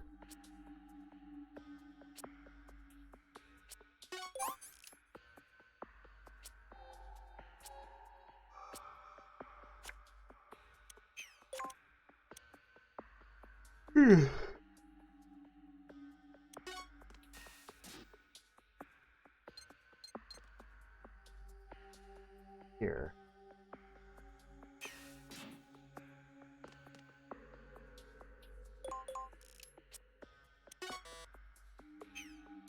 Let's go in there. I don't think there's much. Oh. Got a cutscene or something? Oh, it's Hitomi or whatever her name was. Takayama! Ah.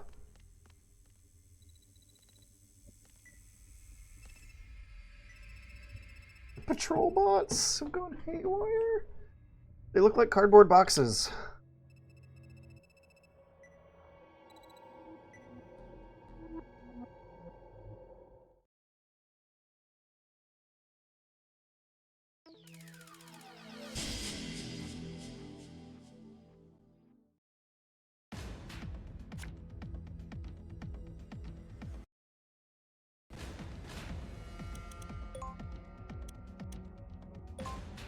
Oops.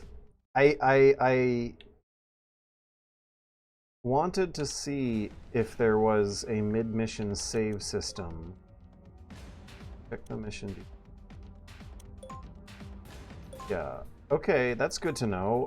When I don't know what to do or where to go, I can use that menu to check the mission details. I have no cards! Cancel the current mission, abort the current.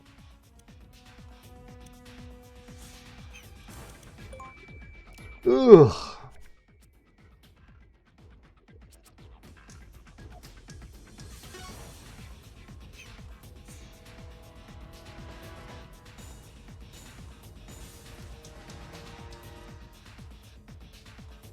Can they climb up the ladder, or are they just gonna stay down there? Because it looks like I can climb the ladder. Okay, we're gonna plant a C4. Maybe a claymore.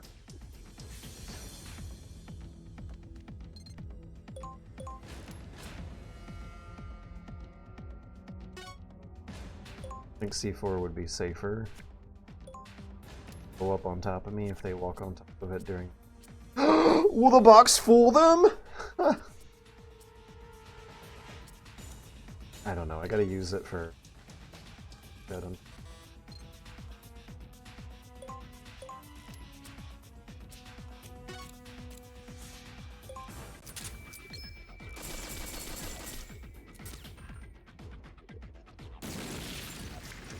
I was wondering if that explosion would hit the C4 and cause a chain reaction. So, grenades sure would be nice right now. Oh my god! They just blasted that child with like 3 rounds of... Jesus. And the child's fine, it did like 1 HP.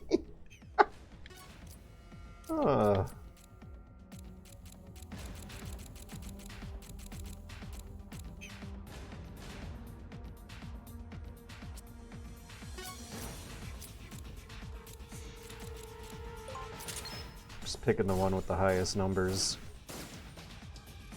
Yay! These also don't seem as scary as I was worrying they might be. 1 pistol is apparently all you need. And a good dice roll, I guess, but 1 pistol still took out most of that one's health meter. And they're walking right into the C4s, and the damage that they're doing to the hostages or whatever is pretty minimal. Kaboom! Fucking kidding me. No, you're not! That was awesome! But I wish the animations were faster. Ah. Okay, let's block their path. Solid Snake can block the bullets too while he's at it.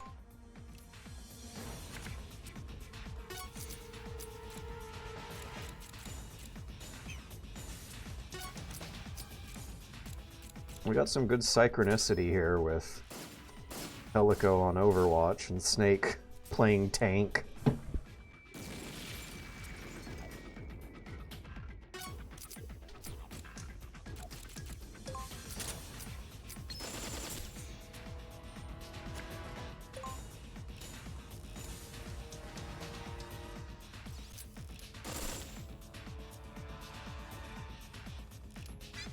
Where did their health meters go? Okay, there we go. I had to press the select button. I'm gonna try to check that between turns, though. Seems important. Yeah, good job, Snake! That's what we pay you the big bucks for. Life 200, life 156.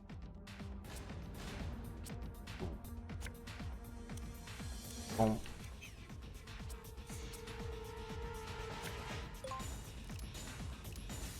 wonder if I can use healing items on.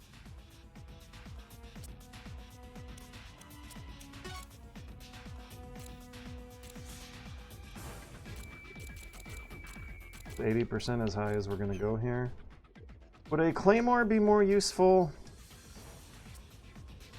Would sacrificing... Why is the pistol more accurate?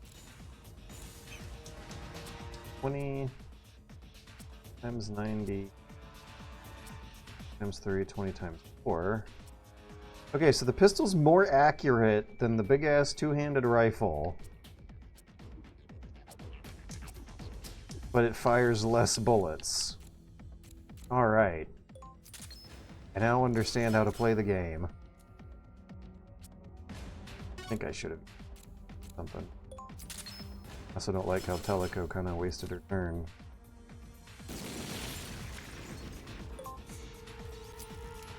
Yeah, good job. Maybe I should get Teleco down there to block bullets for the kids.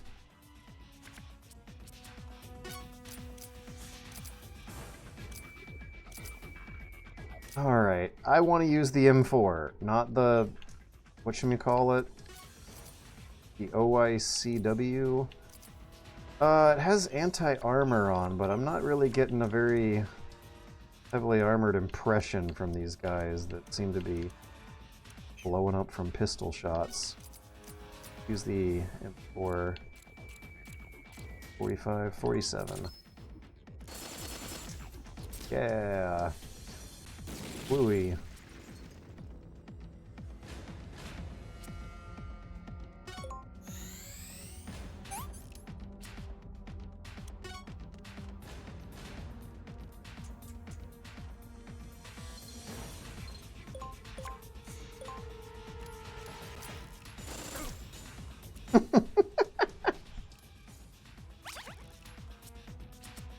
Yeah!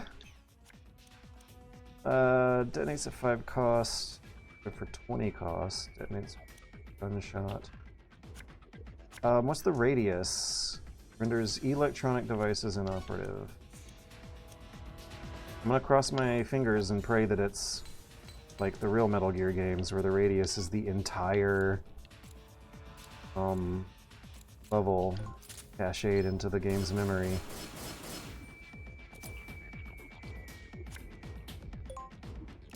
Still not quite entirely sure what interference blocked means. Hey, no, I wanted to heal the girl.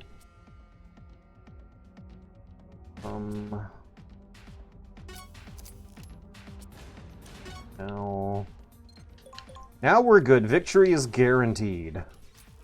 Once again, this seems easier than I was expecting, and I wonder if that's because I've already played a game like this before.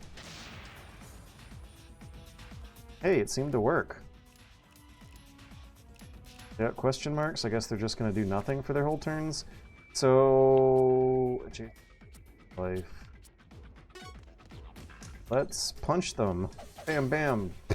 Knockdown? Ah, wait, how did it get back up? I thought I just discovered their ultimate weakness. Yeah, like, if you actually... How to... What? You can... We can just tip these things over. I just realized they have no, like, self-righting mechanism that I can see with my eyes, but the video game model just rotated 90 degrees in air to...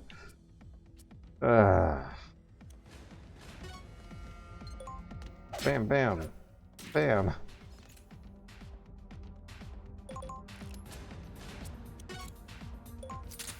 Oh, I should have used the extra movement. I could get a line of sight on the next one to die. Kabloom! Punch robots. Shoot robots. Aw, those are all lame.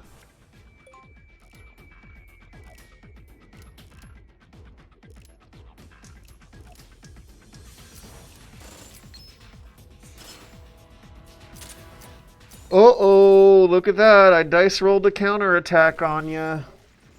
Too bad.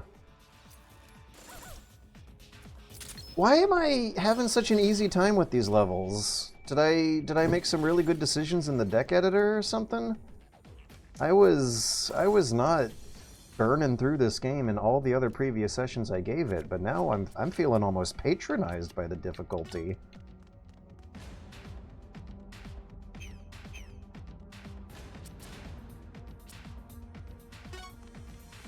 I'm actually going to put a claymore here.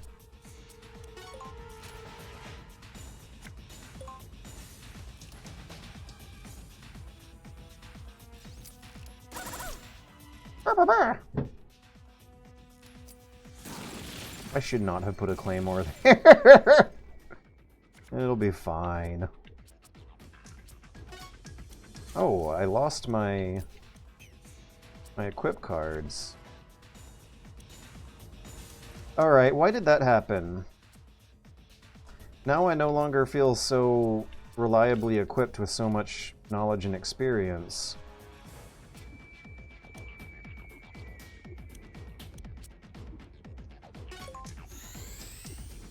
Why did I lose all my weapon equipment? My equipped weapons.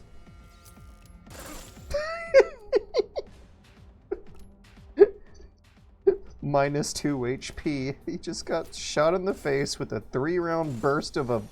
They call it a Vulcan cannon, so far as I know, those are things mounted on battleships that are, like, not what we're looking at here. And Snake's fine. Minus 2 HP. It'll... Just rub the skin a bit and the pain will go away. Still no real weapons, though. Yeah, sure. Oh, cannot use. Okay. Knockdown is so funny on these things.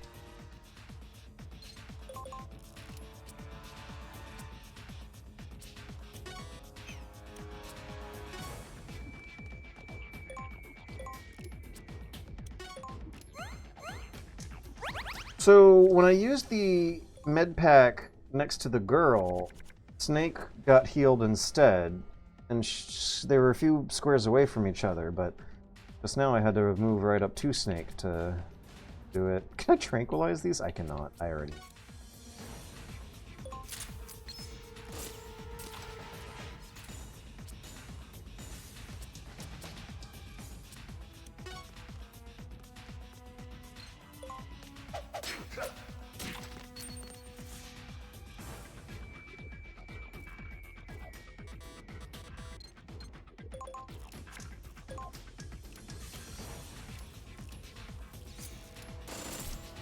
He's fine. Oh my god, look at those jiggles. That was so exaggerated.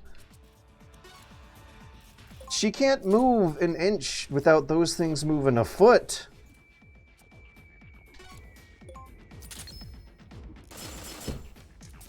I just also realized that she's in the line of fire there. And explosion radius. Look, she's fine though.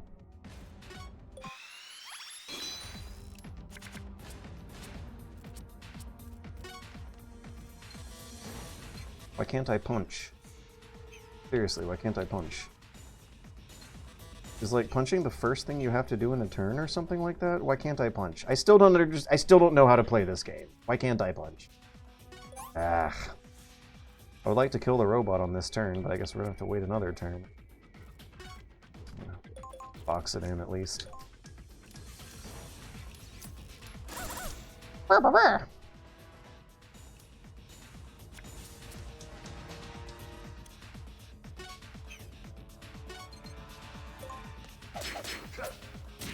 Use the most useless but most expensive card to end the fight with, just in case. Nope, mission complete. I was ready for more, actually. That was too easy. Why is the game getting so easy suddenly? Unamushi.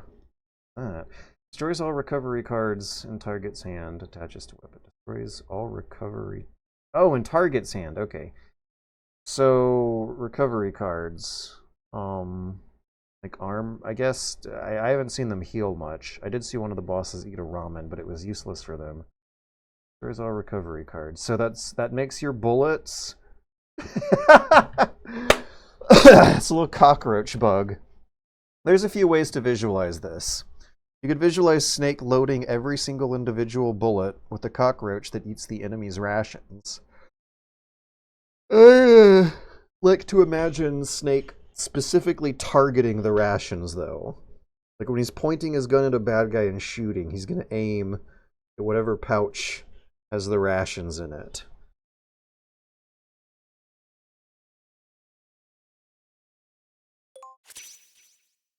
Oh god, we gotta do uniform stuff in this one?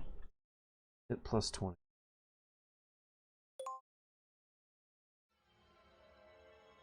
Is Scott Dolph gonna try to sell us merch?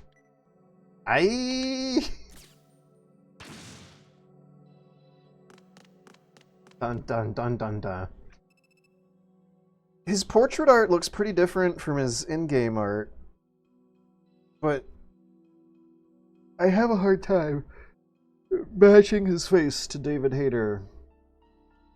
He does look like a character who would have a different voice in the game. Ah! Ah! Snake, she's not responding. Looks like looks like we'll have to shoot her. That's enough. Ah! Ah! Ah! Shut up! You're giving me a headache.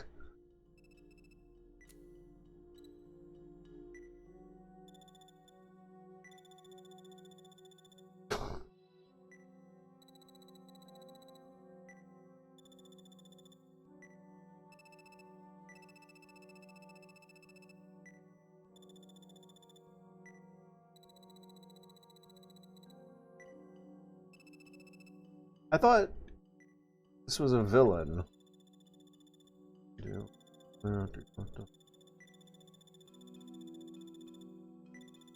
I thought there was a conversation with one of the FBI guys where they like characterized her as a villain.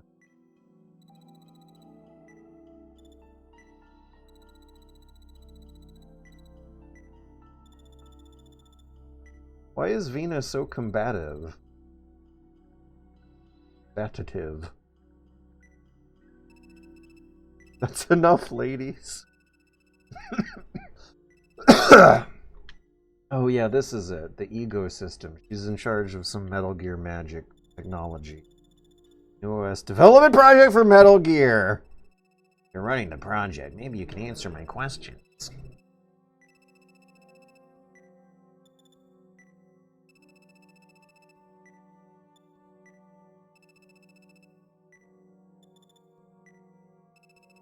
Wait, so she's the reluctant scientist working on Metal Gear in this game? Is that the character role she's filling? Imagine if Otacon had huge boobs. Is that the kind of role she's playing?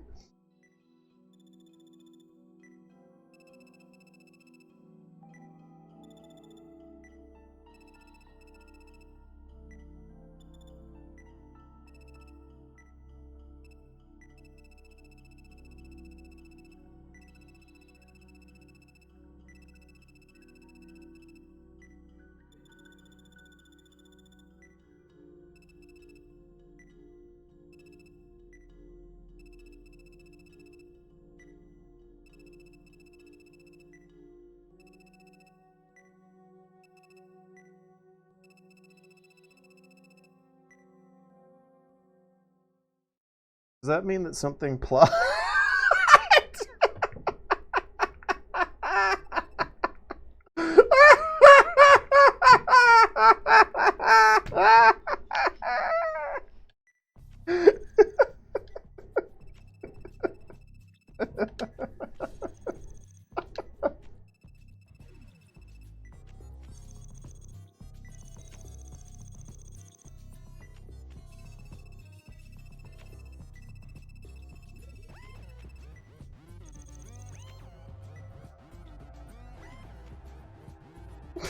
You're in the emo system.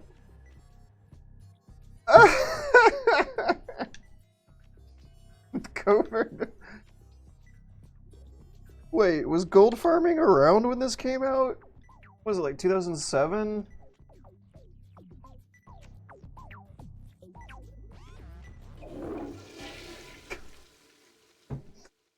This is fun. I'm having fun with this one. I still feel a kind of fatigue though. I see it's 9:48. I usually stream until 11:30, but tonight we're still on research block. I wonder about wrapping up at 10:30 because I'm tired. So that was a good clean mission. I haven't had a game over in a while. I also didn't alt-tab out in the middle of the mission to touch Twitch chat, so let's see what I missed while that was going on. Real propaganda hours for personal cheezo.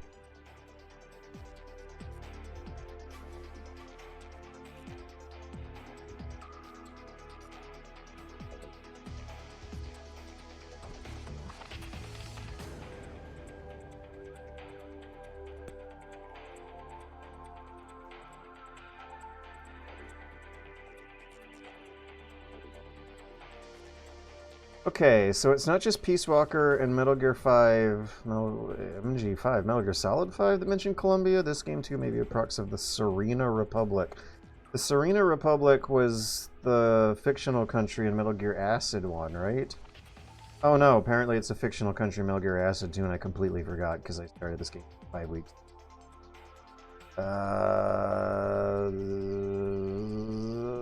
What?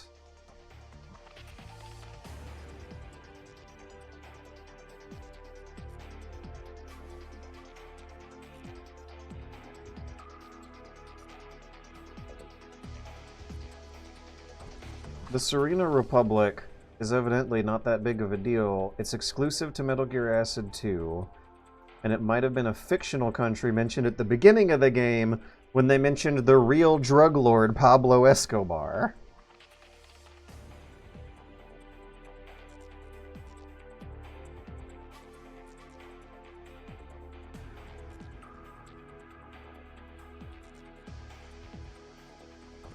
You could say Gillian's FMV got snatched.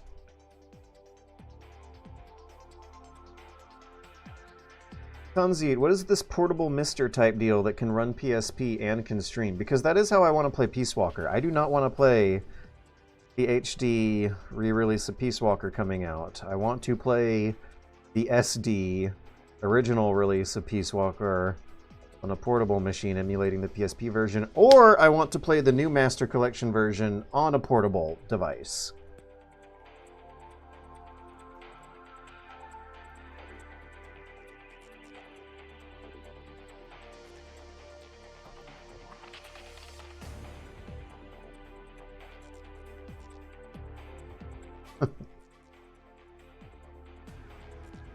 Air juggling in this tactical card game would have been so funny.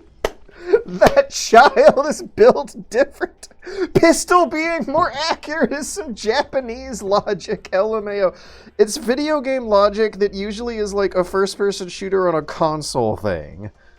In Halo, ever since Halo, video game first-person shooters made for consoles first have made pistols more accurate than submachine guns, because submachine guns have the big chunky cursor that like auto-aims on all the bad guys inside the cursor, and so the pistol has a smaller crosshair with less of an auto-aim radius, so that actually technically means you're going to get less accurate shooting done with it, even though it's technically more accurate when you take your time and aim the shot ahead of time.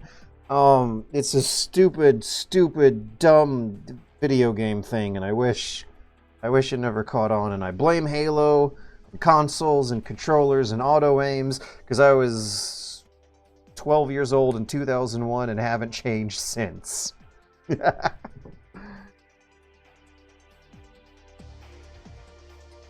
It's so boring when you overlevel without knowing like that. Eat your heart out, Vulcan Raven. Now these lame robo-boxes do your thing. They gotta give you a reason to not get bored talking to the exposition scientist. Can't punch because it was on the floor, I'm guessing. Oh, because it was knocked down?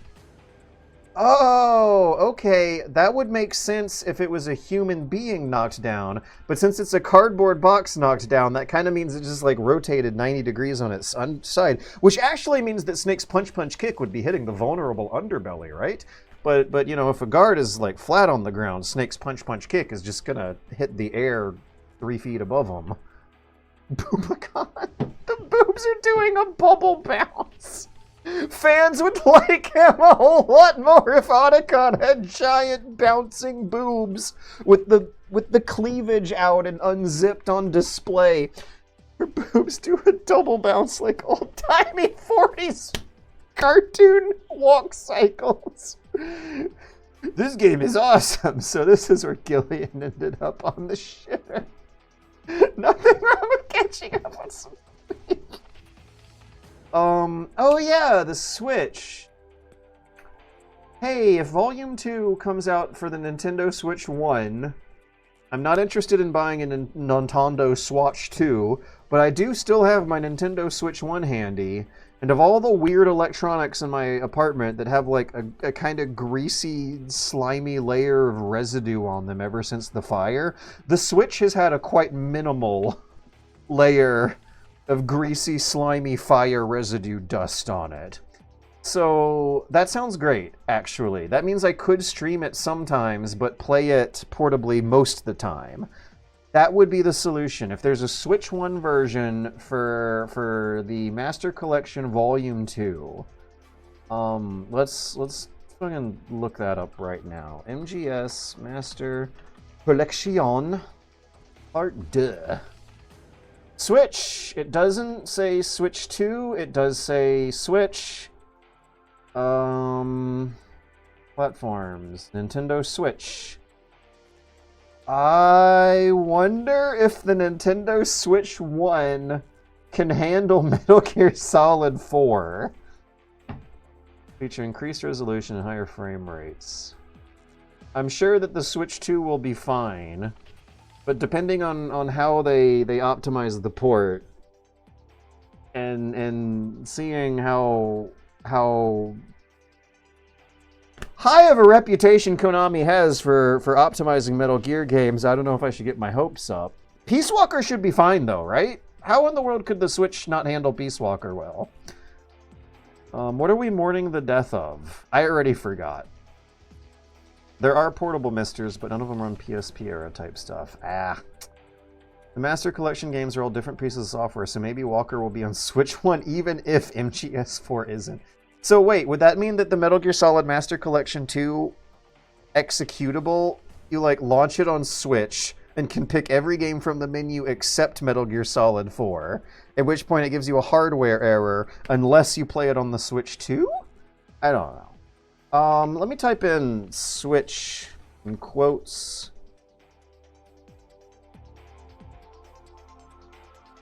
Nintendo. We were born on January 1st, 1901.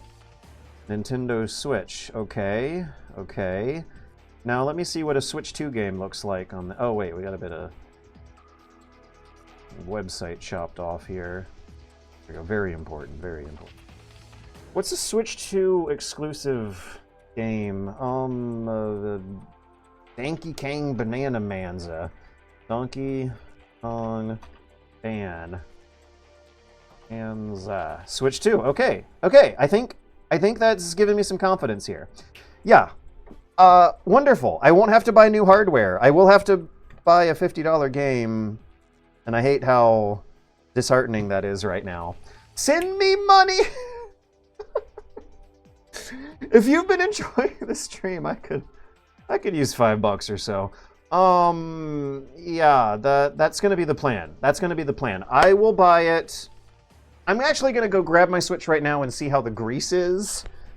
We are streaming gaming, right? I'm not playing the game. I don't know if I want to right now. I'm having a lot more fun with Acid today than I have had in any other day playing these Acid games. It feels like I finally understand the system. The story has a sense of humor. It's not nearly as good as a real Metal Gear story, but this one seems to have a sense of humor and a sense of style. And also, like, is it just me? Or is there some real sexual tension in this one. I'm Snake is just surrounded by all these beautiful women, and I don't, something about it is just compelling me to want to keep playing. I'm gonna go check on the grease levels on my Nintendo Switch and make sure that all the buttons are still feeling nice and squishy like they should. I'll be right back. But I might call the stream at 10:30, but I no longer dread playing Metal Gear Acid on the next chunk of Mondays for the rest of my life. I think I'm finally getting it. Jesus Christ, that took a long time. But I'm actually, and I hope it's not just because I picked some lucky good choices of the deck editor too. I hope that's not what's going on. I hope I really did climb the learning curve. No, it'll be 2 games under your main menu. You can even buy them separately. That it's clicking. Yeah, I'll buy Metal Gear Solid Peace Walker separately. I don't think I'm very interested in playing Metal Gear Solid 4 on the Switch. I am interested in playing Metal Gear Solid 4 on the PC. I am interested in playing Peace Walker on the Switch. And those are really the only 2, like Ghost Babel. I'm not interested in playing Ghost Babel again at all. Give me 2 years. I might go through it again later in life. Someday. But I played through it a year ago. It had my fun then. More people are going to discover that wonderful line, by the way. Hang on. Boomerang boss Ghost Babel. Slasher, that's his name apparently. I'll leave this playing because it has the funny. How's it going, everybody? James Hart. Okay. No, we're gonna hear Yang Ye say the line, alright? That voice of his is awful, The though. deployment of peacekeepers is an armed invasion to extend U.S. control over Kin. My voice was way better. Okay, so there's Mei Ling. Here it is. No, he's doing the Chinese voice for Mei Ling. I'll be right back. Mercenaries that decimated Delta Force. That's right. A little cleanup job. How do you know my name? Your reputation precedes you. Solid Snake. It's a very special name to us. The Black Chamber. Black Chamber?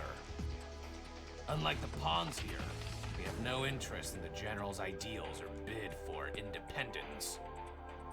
Believe it. But let me tell you No. this.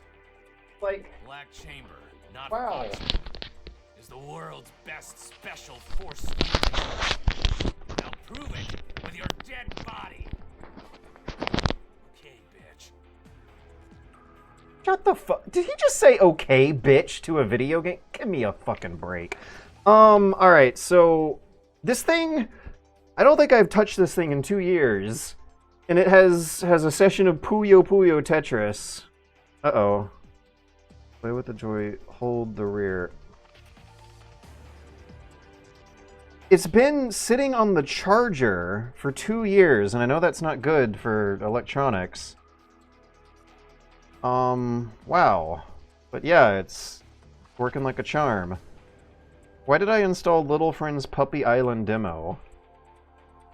I installed The World Ends With You and... Oh, that's just a demo. Oh, I installed a bunch of demos. Why did I install Athenian Rhapsody demo? Anyways, my Nintendo Switch still works. I think I kind of want to turn this thing off instead of have it go to sleep on the charger. How do you turn a Nintendo Switch off? Why am I even asking that question? Sleep mode. Options. Does it only have sleep mode? Lithium batteries don't care like nickel batteries did. Button on top? Yeah, if I hold this down. Holding the button on top. Power options. Turn off. There we go. If this thing's going to be sitting on the dock for 2 years, that's what... If it takes another 2 years for Master Collection Volume 2 to come out, and this thing's just going to be sitting on the charger the whole time, I better... Someone on Twitch said that the battery would be fine, but I'll go with my established habits instead and turn it off.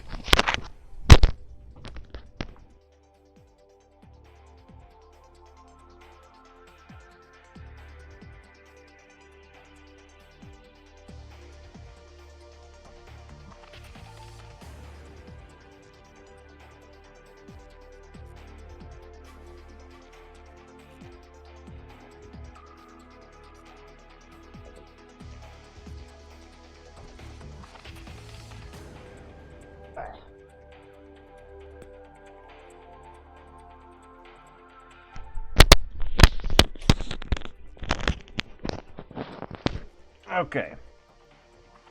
I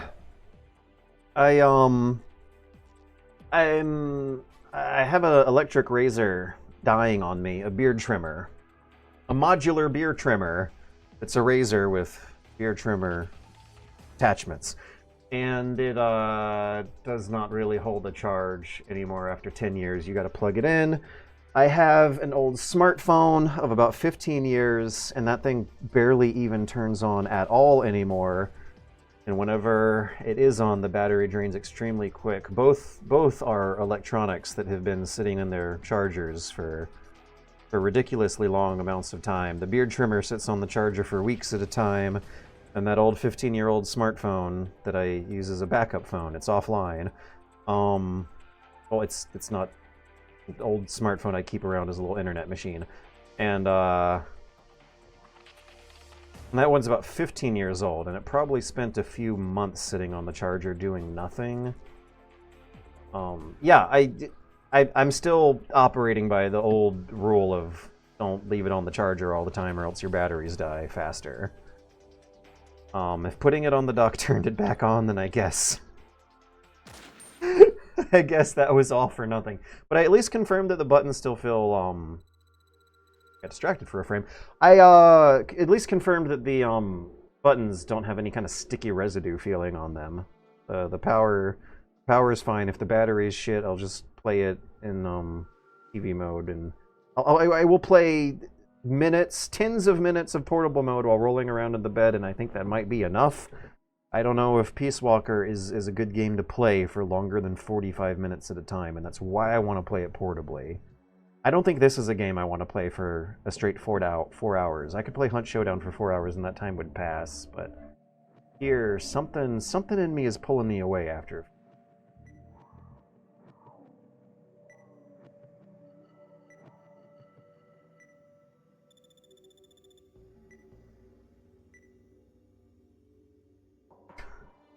Snake is like... His facial expression right now is really funny.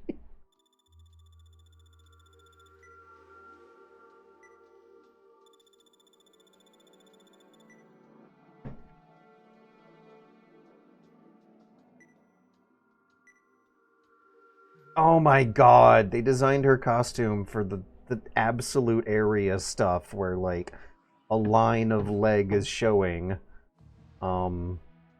under the skirt and above the stockings.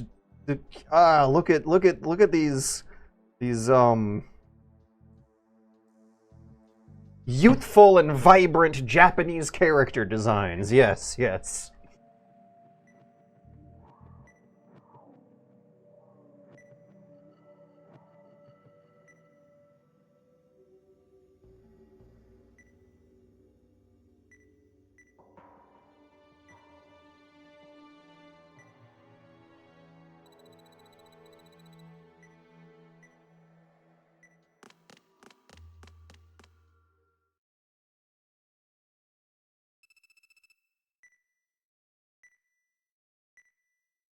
Wait, how's Dalton talking to them? Did they give them a radio or something? What? Fragmented ego. What?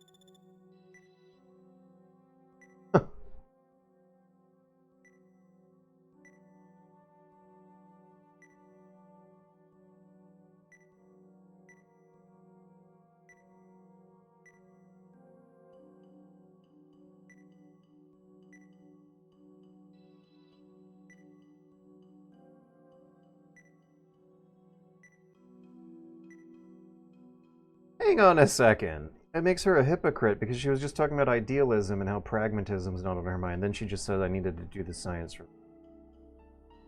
Is she a villain or not? I'm having a hard time telling. I think Wiseman's definitely a villain. Dalton might be an anti-hero. Snake's straight hero. Venus is either an anti-hero for now who might be a villain later. Actually, that's the same arc that happened in the first game, too.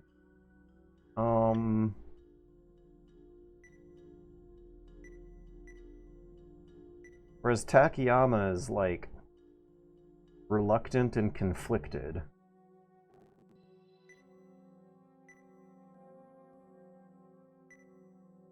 But she's also overly defensive, and Otacon was not. When Otacon gets told that Metal Gear launches nukes, he is not difficult to convince.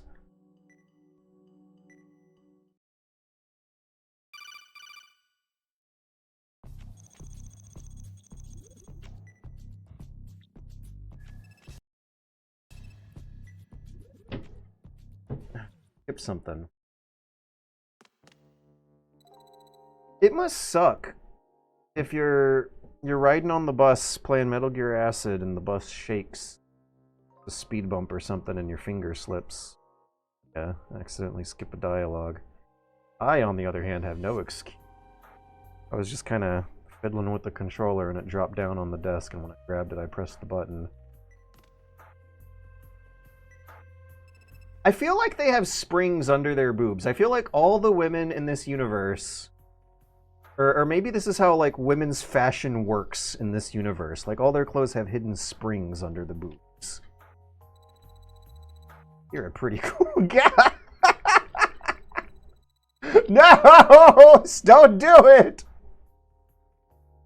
No, you wouldn't! She's a femme fatale. She just... threw ninja stars at guards. This is a trick. This is classic. Don't the same pa.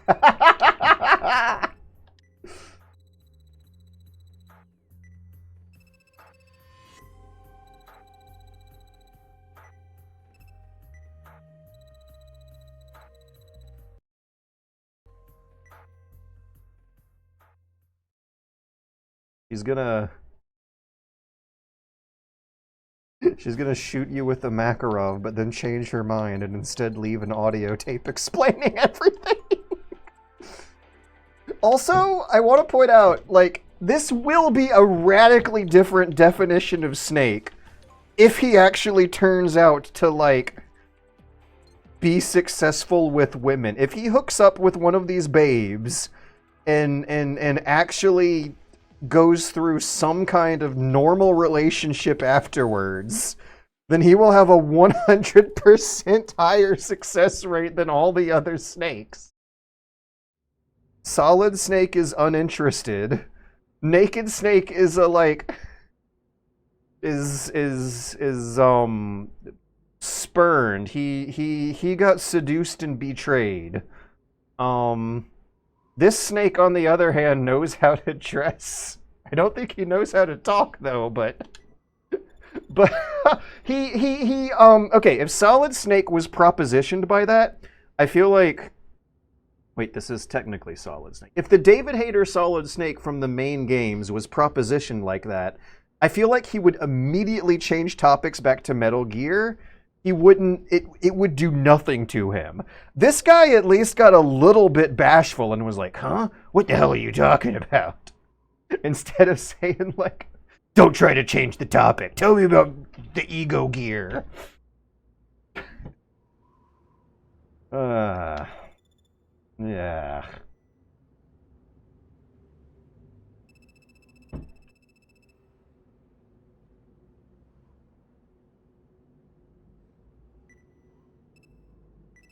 We never do learn how Meryl and Solid broke up. Well, you'd only care about that if you don't consider the Otacon ending to be canon.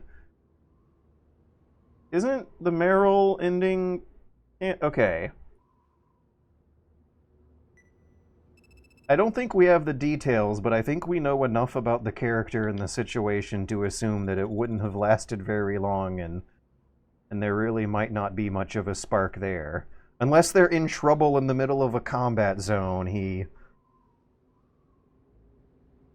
Even when he's in trouble in the middle of a combat zone, he's not very interested.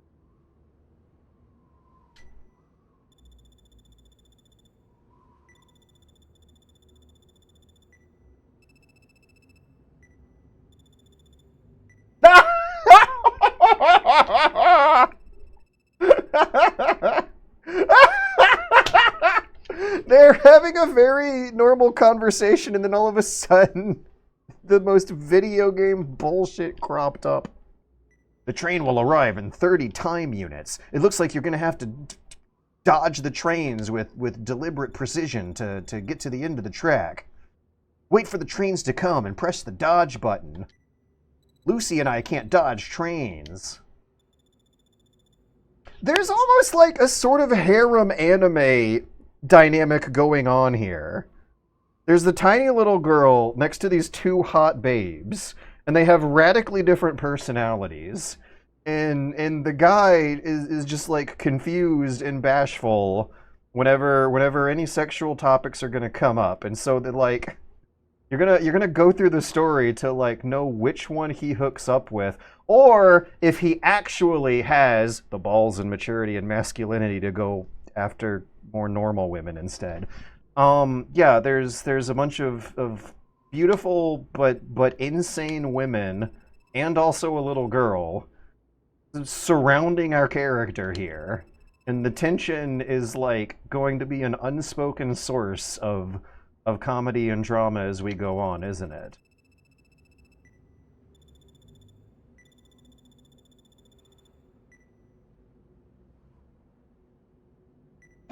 One of them's mean.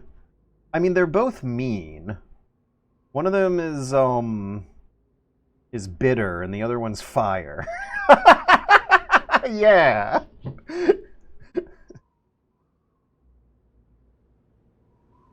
Spicy and hot. Like guide from the command menu to learn about your video game stuff.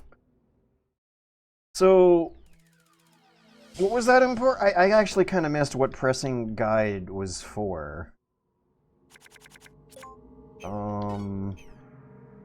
Guide in the menu.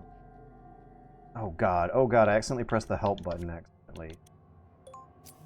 Ah! Jesus! Search mode. There was something about trains on the way. Map gimmicks, oil drums. That's a lot of map gimmicks. Oh, this is the environmental hazards from the first boss who was hulking out. Is there something about trains or hazards? Ah. We'll figure it out as we go. We'll learn by failing. I'm having fun. I'm having fun with a Metal Gear Acid game for once in my life. Wow, look at all this space. Okay, so that's the goal. The trains come every 30 cost. Oh, maybe it was instructions on how to escort No, I don't see the hostages. So we just have to move Snake and not Teleco. Oh, it's dark. I can't cancel my movement. Uh-oh.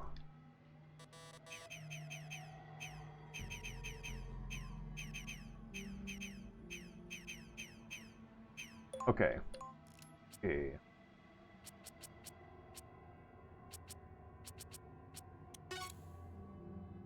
Five. Not particularly great.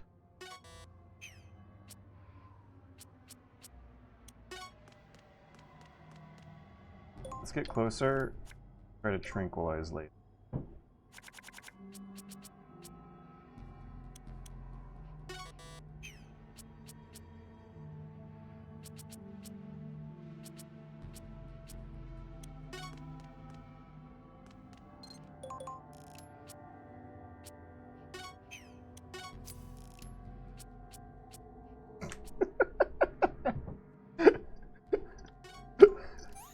I love how, like, my description of the harem anime concept is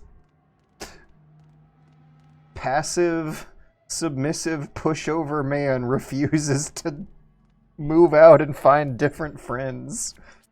Just get different friends. Anyways, don't hire me to write animes. Huh! That floor was loud! Oh, I lost my tranquilizer. I was actually hoping to use that. How much health does this guy have? Oh, there's two guys. One of them has double the health of the other. The guy on the right has twice the health of the guy on the left. I'll keep that in mind. Maybe I could get away with choking? I think the guy on the right did not turn around. I don't know who heard me. Maybe I should just...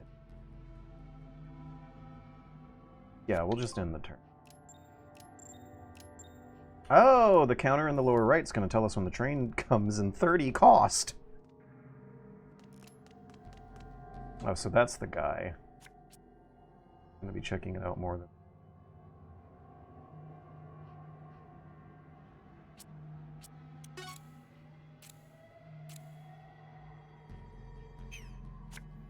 I think Venus can shoot the guy with 60 health.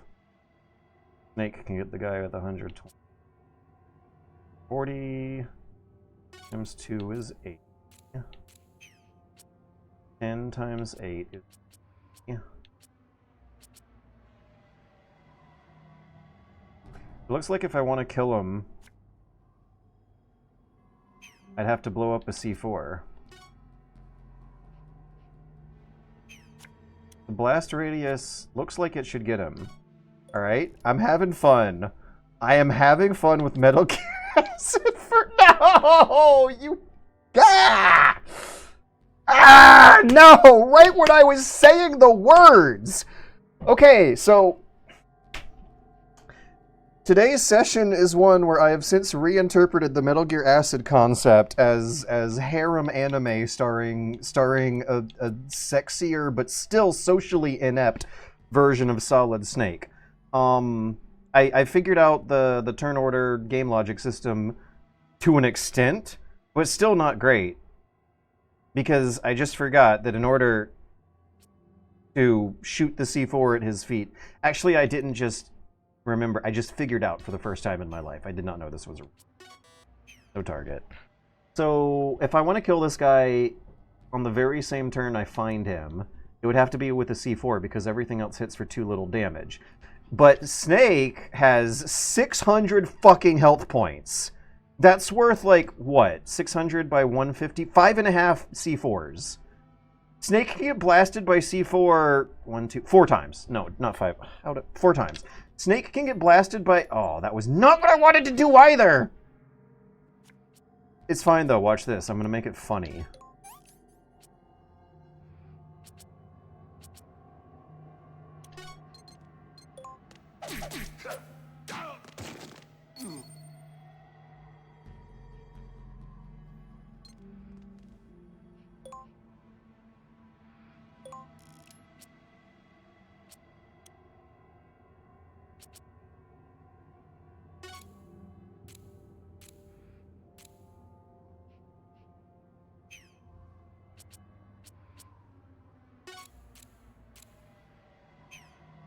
Hey, 60 times 2. How did that happen? That would actually get him. I could have got him. 75%, 60 times 2 if I do a good dice roll on both shots. Dead. 15 times 8, I don't think is the same number as 16 times 2. Oh, look at this cool flashlight effect. I didn't know the PSP could do flashlights. Alright, well, I might not be able to use my C4 the way I originally planned, but I still made it funny. Ah! Yes! Yes! Yes! Oh, oh, oh! Okay, wow. So, Venus, I still instinctively want to say Teleco, has a similar glitch to Snake, where the neck of her costume will extend up into the air during downtime. But the neck of her costume includes the... Oh, I can't believe I'm having fun playing Metal Gear. Did she have any guns in her pockets? I think so.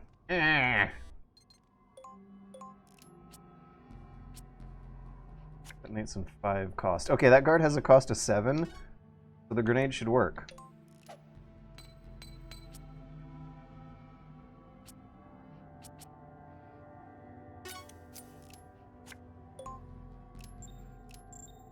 Yes. I have finally figured out how grenades work. After so many weeks of Metal Gear Acid. Oh, I wonder if you could lure the guards down there into the tracks. Also, I missed whatever line of dialogue explains where the scientist and the little girl go off to while that happens. Because, like, in my mind's eye, the cutscene left off with them standing there, so it could be anyone's guess.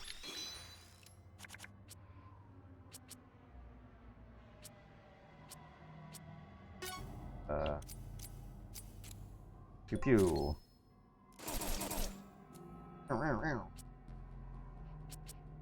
Okay, we'll get Snake to...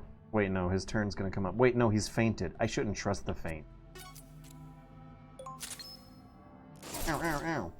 So, I also am still wondering how exactly a non-lethal playstyle would work. I think what you would do is use the feint and the sleep and then time your movements up to get out of whatever radius activates their AI. Is that the idea? Like, you rely on this weird system where the guard's AI is not active unless you're close to them. So you, like, knock them down or put them to sleep and then skedaddle out of the area, right? I think I can see it. Kind of hard to visualize, but I'm getting there. I'm learning how to play Metal Gear Acid. I think I saw another ladder up here. Yeah.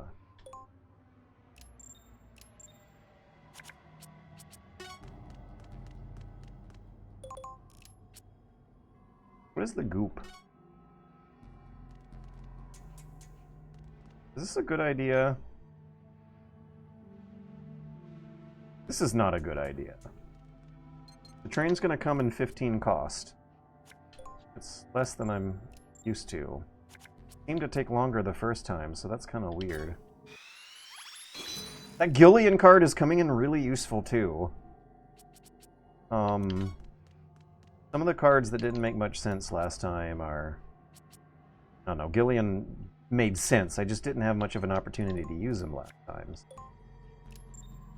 Wait for the train. That means using our time here to get a good card. We can do something useful while we wait.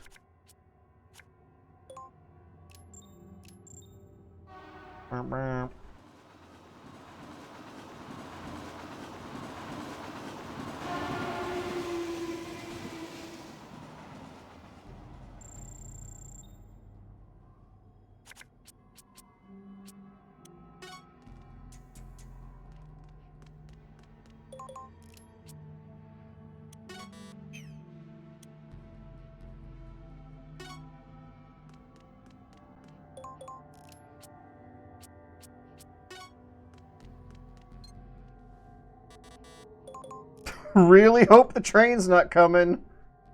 That was 13 cost. Okay, so the train comes every 30 cost. Snake just spent 13 cost. Okay, now it's down to 7. Right, yeah, it's subtracting as we go. Okay. It's complicated? It's so unnecessarily complicated. I don't know if... This is a bad idea. There might not be room for 2 in that hidey hole down. I should be sending them 1 at a time instead of 2 at a time.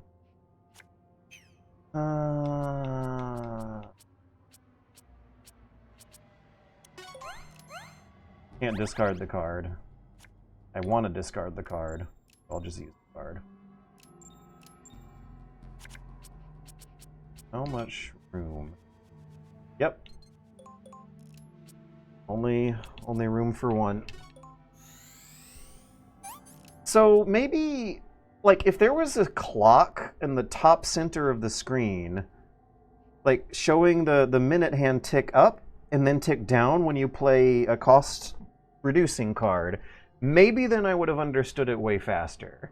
It's simulated time, and the simulated time is, like, linked to the simulated value of your equipment. And in real life, I don't think they would have anything to do with each other. But in this game system, they do. And it took me a while to learn. I don't know if I ever will get it, like master it. I think at least now I'm like visualizing the clock in the background, ticking forwards and backwards as I play these cards because of the train thing here. Instead of having a clock on the screen, I think I might have even started visualizing that because there is a train on the screen with a timer. So in Metal Gear Acid 2, I think they... Oh, she's going! She's... She is rising to the occasion! We're just gonna discard cards. I wonder how much damage the train does. I wonder if it... Like the RPGs and the exploding fuel canisters. I wonder if they just do chip damage. The hair! Look at how the hair goes up! Yes! Look at all those beautiful blonde locks. I need to decide. We're just gonna end this turn. The snake has a 6-fingered hand. Is body armor or frontal evade? If I need to dash out of the way of a train, I guess frontal evade might be more useful than body armor in that situation. So I got 3 cost left, but ending the turn costs 4 cost. So one thing that is still weirding me out here about how to visualize the simulated time cost system going on is it when you end a turn, it adds 4 cost to the simulated time, but now it looks like it's only adding 1. It makes Snake wait 4 costs. Never mind! I did say I would not have it mastered. This system is an enigma. Hey kids, did you love Blitzball from Final Fantasy X? You remember how popular Blitzball was for having really complicated and abstract rules for a game that just looks like 3D football? 3D international football? American soccer?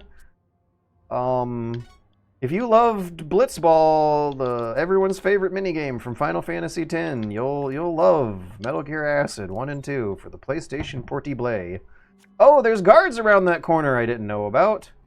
Maybe we could just sneak past them with the box. Bump, bump, bump. Bump, bump, bump.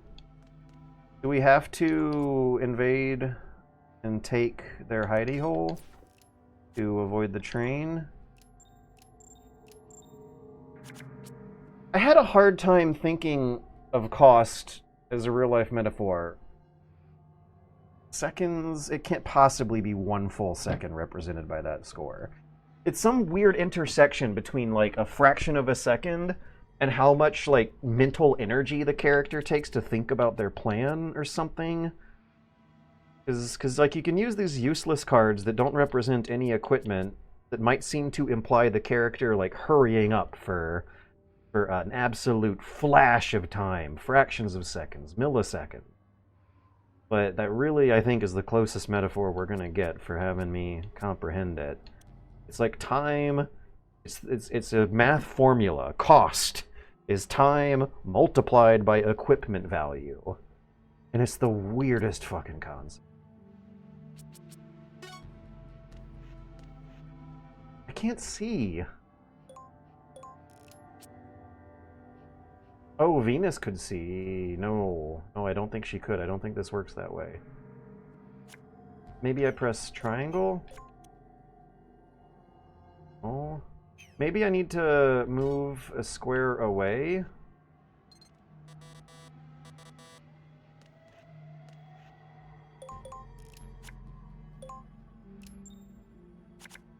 I'm gonna try to flatten on the wall. See if she can peek over or something. I can't, but something. Aha! How much health? 90. The train comes in 20 cost. Pelico's got 6. can play 2 more cards. 7, 8, 9, 10. What about Snake? Is Snake going to be able to make it to that ladder in time? Can I sneak past this guy? No! Snake can hide in there with him! Snake's got a box on!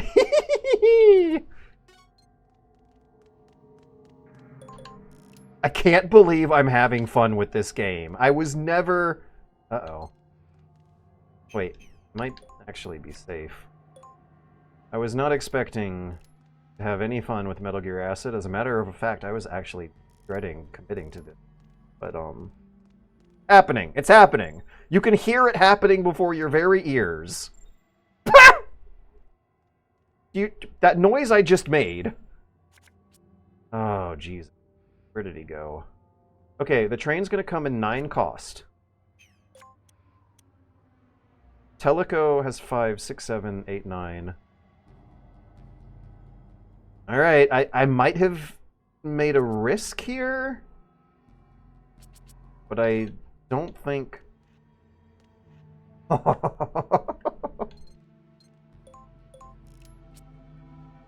don't think my plan is gonna fail. Snake can hide.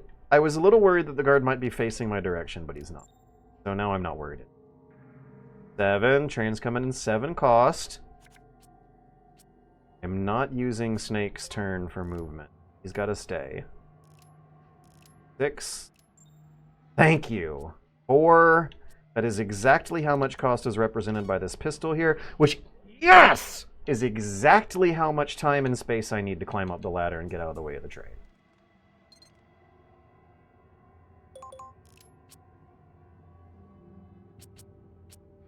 Detonates for 8 cost.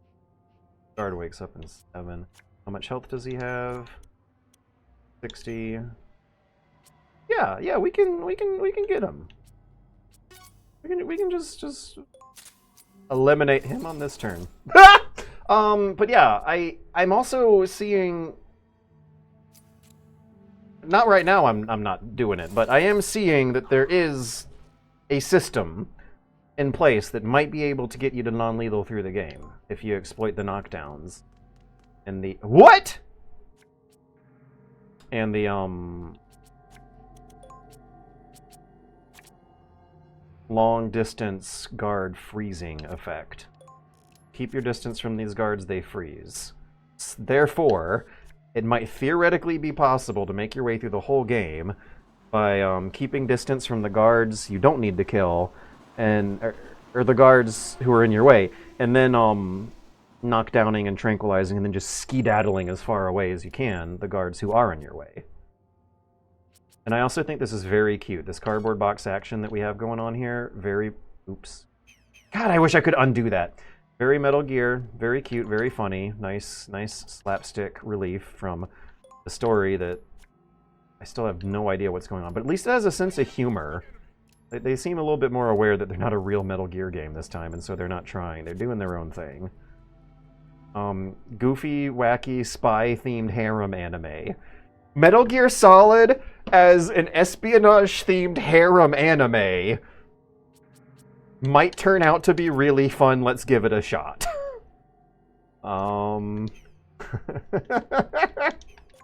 It almost seems like a natural fucking fit. 5, 5, 5, 5, 3. I think I gotta take the box off now.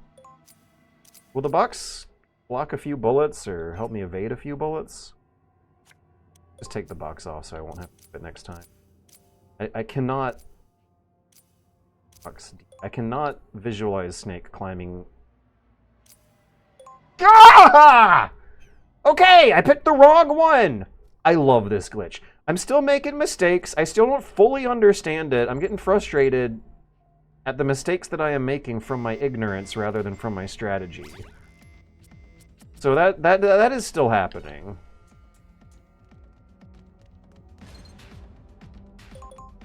But at least fun is also happening in addition to that. Okay, has 120. So we'll use this. If I get good dice roll, we're good. 60-60, yeah! Perfect.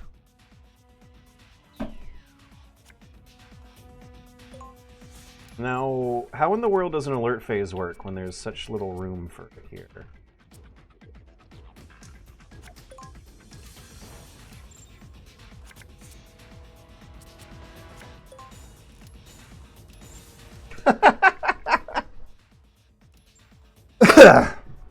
Metal Gear Solid as a harem anime. Like, it's a espionage-themed... Oh!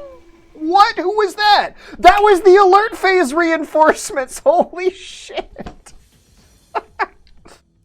Alright, yeah, Metal Gear Solid as a harem anime is cracking me up. It's an espionage-themed harem anime.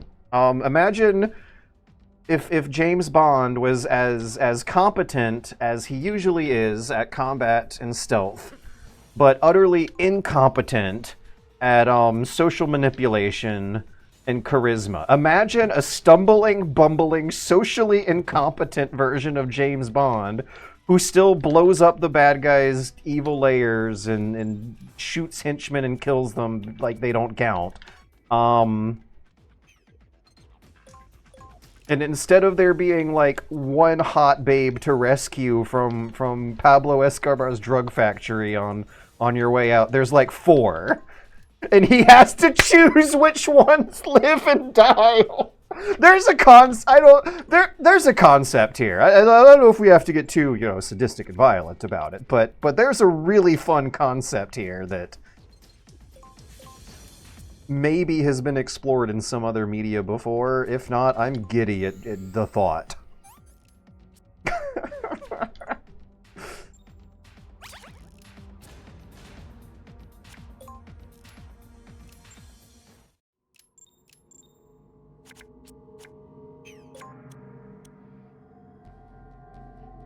So if James Bond had a socially inept personality, he was not a smooth, charismatic, sweet-talking psychopath. If James Bond was actually like a sweet baby boy who didn't want to... No. If James Bond was a socially awkward man-child, considerably more immature than the regular James Bond, but in a way that really illustrates the immaturity of the concept. Oops. I'm pressing the wrong buttons. I'm thinking too much about Metal Gear Solid as a harem anime. You would need a socially awkward James Bond who has, like, a really unattractive personality for how ridiculously attractive all the hot babes are, but they also have to have an awful personality. It's like part of the dynamics, right?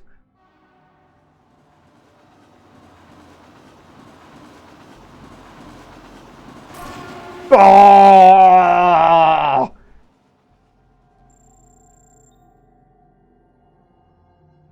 I think one thing that would need to be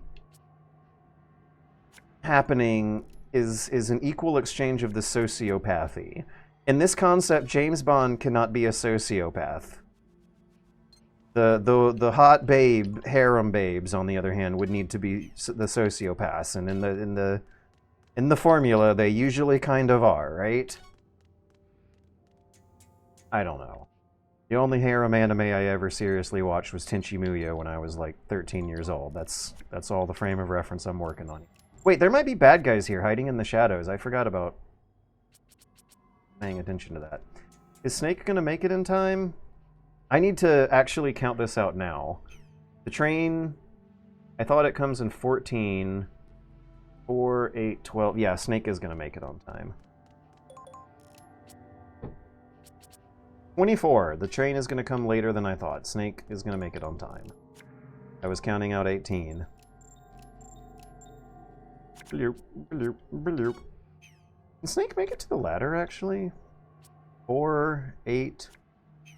How many squares of movement we get? 1, 2, 3, 4, 5, 6, 7, 8. When's the train coming? In 14? Snake can make it to the ladder! I can't believe this! I actually fucking understand this stupid bullshit! It took me so long! It feels so good to finally be here! I can predict what's happening! Ah! I can't wait to tell all my friends about how I'm finally having fun playing video games. Look at what a fun glitch. I hate to ruin the fun of the glitch, but no bad guys are sneaking up on us from the shadows now, so I doubt they'll start. Dun dun dun dun dun. Okay, it's 10:43. If that's the... She wasn't even doing anything, and they still were jiggling like what's something that jiggles a lot? Like Kirby, who can't decide what his power-up wants to be. If the mission completes here, I'll call the stream here. If the mission doesn't, I'll keep it going for a while. It's 10:45. This is about where I wanted to wrap up until I started having fun. Now that I'm having fun, I got a few more minutes in me, but I don't know if I want to go all the way to 11:30. And I don't know if it's to catch up on sleep either. I think there just is something about the portability of this game that doesn't seem well suited for long sessions. Maybe it's because the missions are kind of self-contained stories. Look, the game has a sense of humor. She's punch kicking the computer to make it work. She just kicked it. She just hit that computer for 32 points of damage. It just took a little finesse. That's a joke, because she beat the shit out of it for 32 points of damage.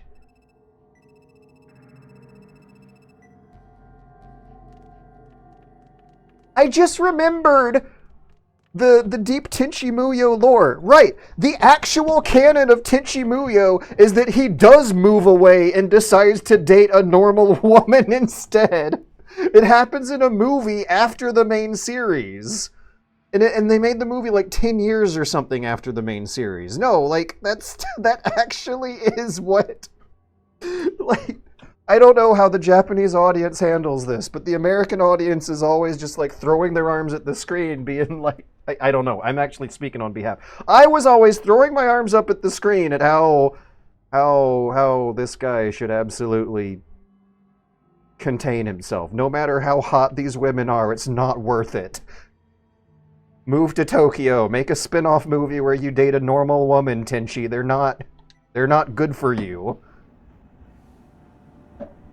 Why did they even like him so much? That's the other dynamic, is that, like, the harem protagonist has to kind of be socially awkward, so the audience self-inserts. Where were they this whole time, by the way? Mission complete! I can wrap it up here. So the missions do kind of seem like their own self-contained vibes, but at the same time, they're not predictable in how long they are. Some of these were like an hour long. Lately we've been playing missions that seem about 20 to 30 minutes long, and that's nice. I like that. I like that. I can't believe I am saying these words out loud with my mouth, because my opinion on these games was so incredibly negative for every other session I've played this. I can't believe it, but I had a lot of fun playing Metal Gear Acid 2 tonight on twitch.tv/SuperBunnyHop. Woo! What do we got? What do we got on Twitch chat? Yeah, I was not looking at any of the responses I was getting while talking about Metal Gear Solid as a harem anime, so I gotta scroll way up here to see how bad I was butchering the visual.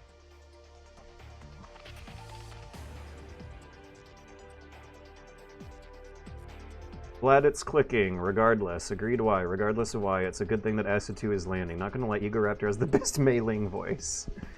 Professional actor, Yong, bleh.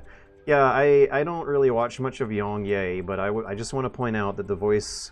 I think I was doing a better job of voice acting the Ghost Babel characters, and...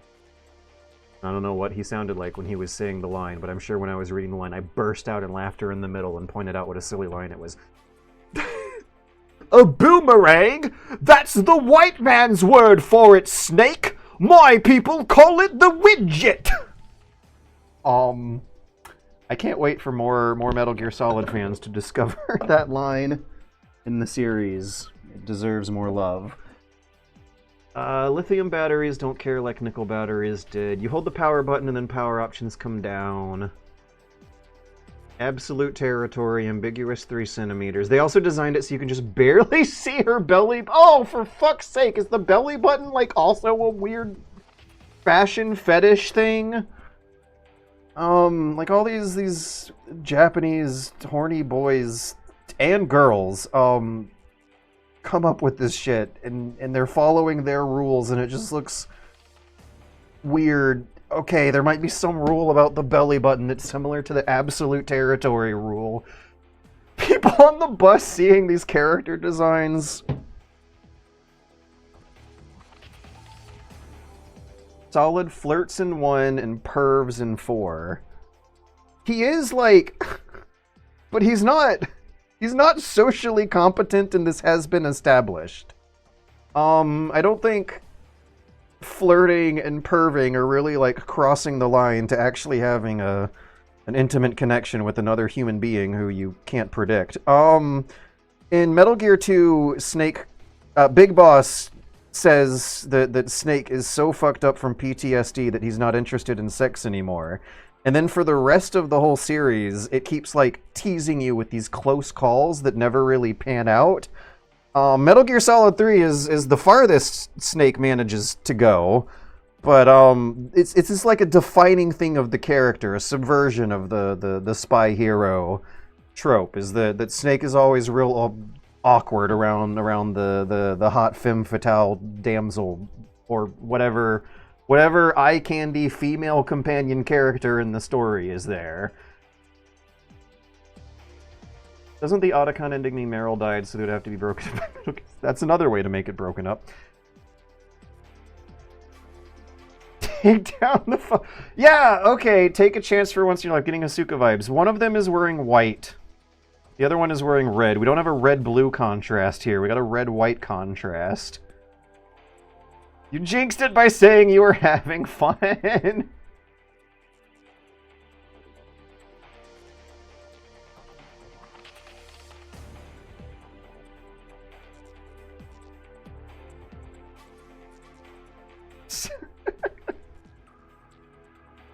Okay, Kanzi8. You might have also said something that might make the points to the cost to weapon value system make more sense. That is a funny idea. The best weapons being the hardest to use.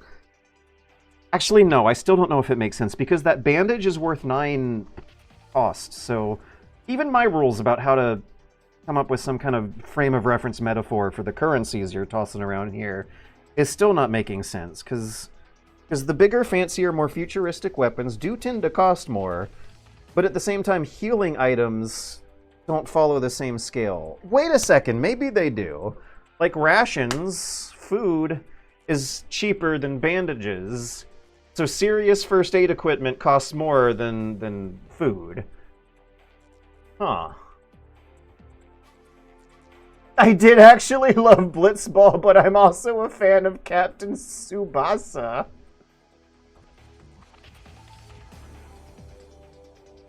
Shockingly, no! Tell Venus to raise the boob periscope! Okay, Pentapenguin. It's more like a board game counter, like D&D's agility. Oh god, I never got serious enough into D&D to do the math either. Okay, board game counter. I think that might be why it was extremely helpful for one of the levels to have a counter on the screen. When I saw that, that's when I started talking about a different visual metaphor, a clock in the back of the screen. I think if we had a counter on the screen for the tutorial levels in Metal Gear Acid 1, it would have explained things.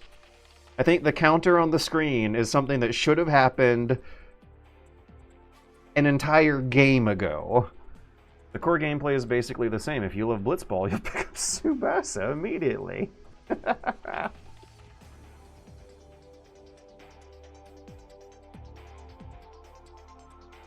Metal Gear Solid Sakura Wars.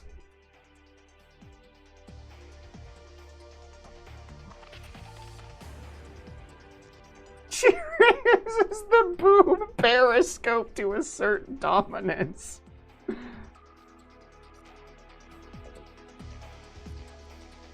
I think the Danganronpa guide needs to write the concept. I love that George is finally having a good time.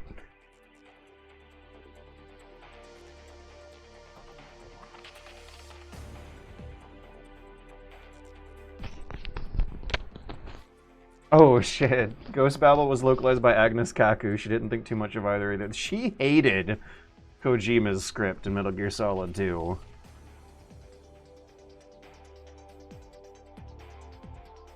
Okay, if you got further into Metal Gear Acid 1 where there's like tons of enemies, you would see the timers counting down simultaneously. Another thing going on here that took me an extremely long time to learn, and I still don't really like, is how you have to get close to the guards for their AI to kick in. And I don't think the game ever explained that in a tutorial. Actually, I caught up on Twitch chat. Can I get to the guide in here? I don't think so. I'm gonna make a save state right here at the menu. I'm gonna make a real save. I think I just made a save. But I'm gonna... Hard app select. Can I replay an earlier level? And just open up the guide. Oh, I have a friend this time. Hey, this is interesting. This is, reminding me of Ghost Babel. You play extra missions in one of the portable games, and they, like, begin with the conditions being different. Yeah, I did not have, Venus. I don't like this. I, didn't have a partner when I was, playing this the first time. But more importantly, there's a mysterious narrator at the bottom of the screen, and maybe later on in the game you'll find out that there's a plot twist or something about the real Metal Gear games, like in Ghost Babel.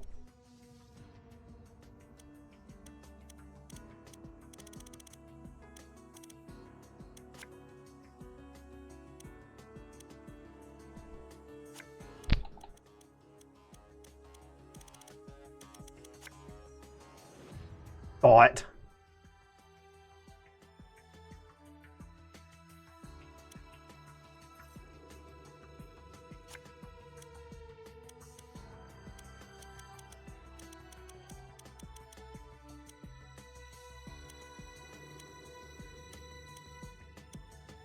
Yeah, I don't think it's going to mention it. Linkage. Linkage, yeah, I don't know. I was visualizing, like, Snake linking up with the enemy he's approaching once he gets within a certain distance. That's not it. Movement. Yeah, no, that's not it either. They're not going to tell you. They are not going to tell you about one of... I don't want to save and exit. I just want to exit. They're not going to tell you about some of the most important systems in this game, and it drove me up a fucking wall for so many weeks. Yeah, that was nice. It was nice having fun with Metal Gear Acid for once. I having a hard time figuring out how I should end this, so I'm going to scroll back through my streams and see that I played Metal Gear Acid 8 months ago. So that would have been what?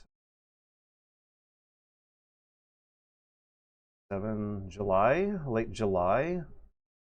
Yeah. Yeah, late June and then through July. I took a break from Metal Gear Acid because I didn't like it for a few weeks. I played Total War Attila and then Machina. And then I returned to Metal Gear Acid in August and gave it another shot. And it looks like I changed plans and played Delta for many weeks. Then I played Resident Evil. And then I played Snatcher. Now I'm back to Metal Gear Acid 2 as of 3 weeks ago. There was a break for Eugenics. And then another break for, oh wait, no, those are Free Stream Fridays, not Metal Gear Mondays. Okay. Let me redo the past 8 months of short memory. The Metal Gear game order was Death Stranding, then Metal Gear Acid,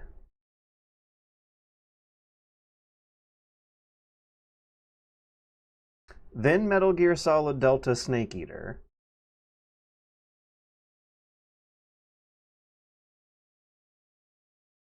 then Snatcher, then Metal Gear Acid again. So I didn't take a Metal Gear Acid break. I was reading my uploads wrong. There was like a week or two where you had to. Yeah, that was when Mom was having the stroke. Yeah, a week or two where I had to delay or call off the stroke. That was when I was driving back and forth to the hospice all time. Yes. So this is especially satisfying because it's kind of like a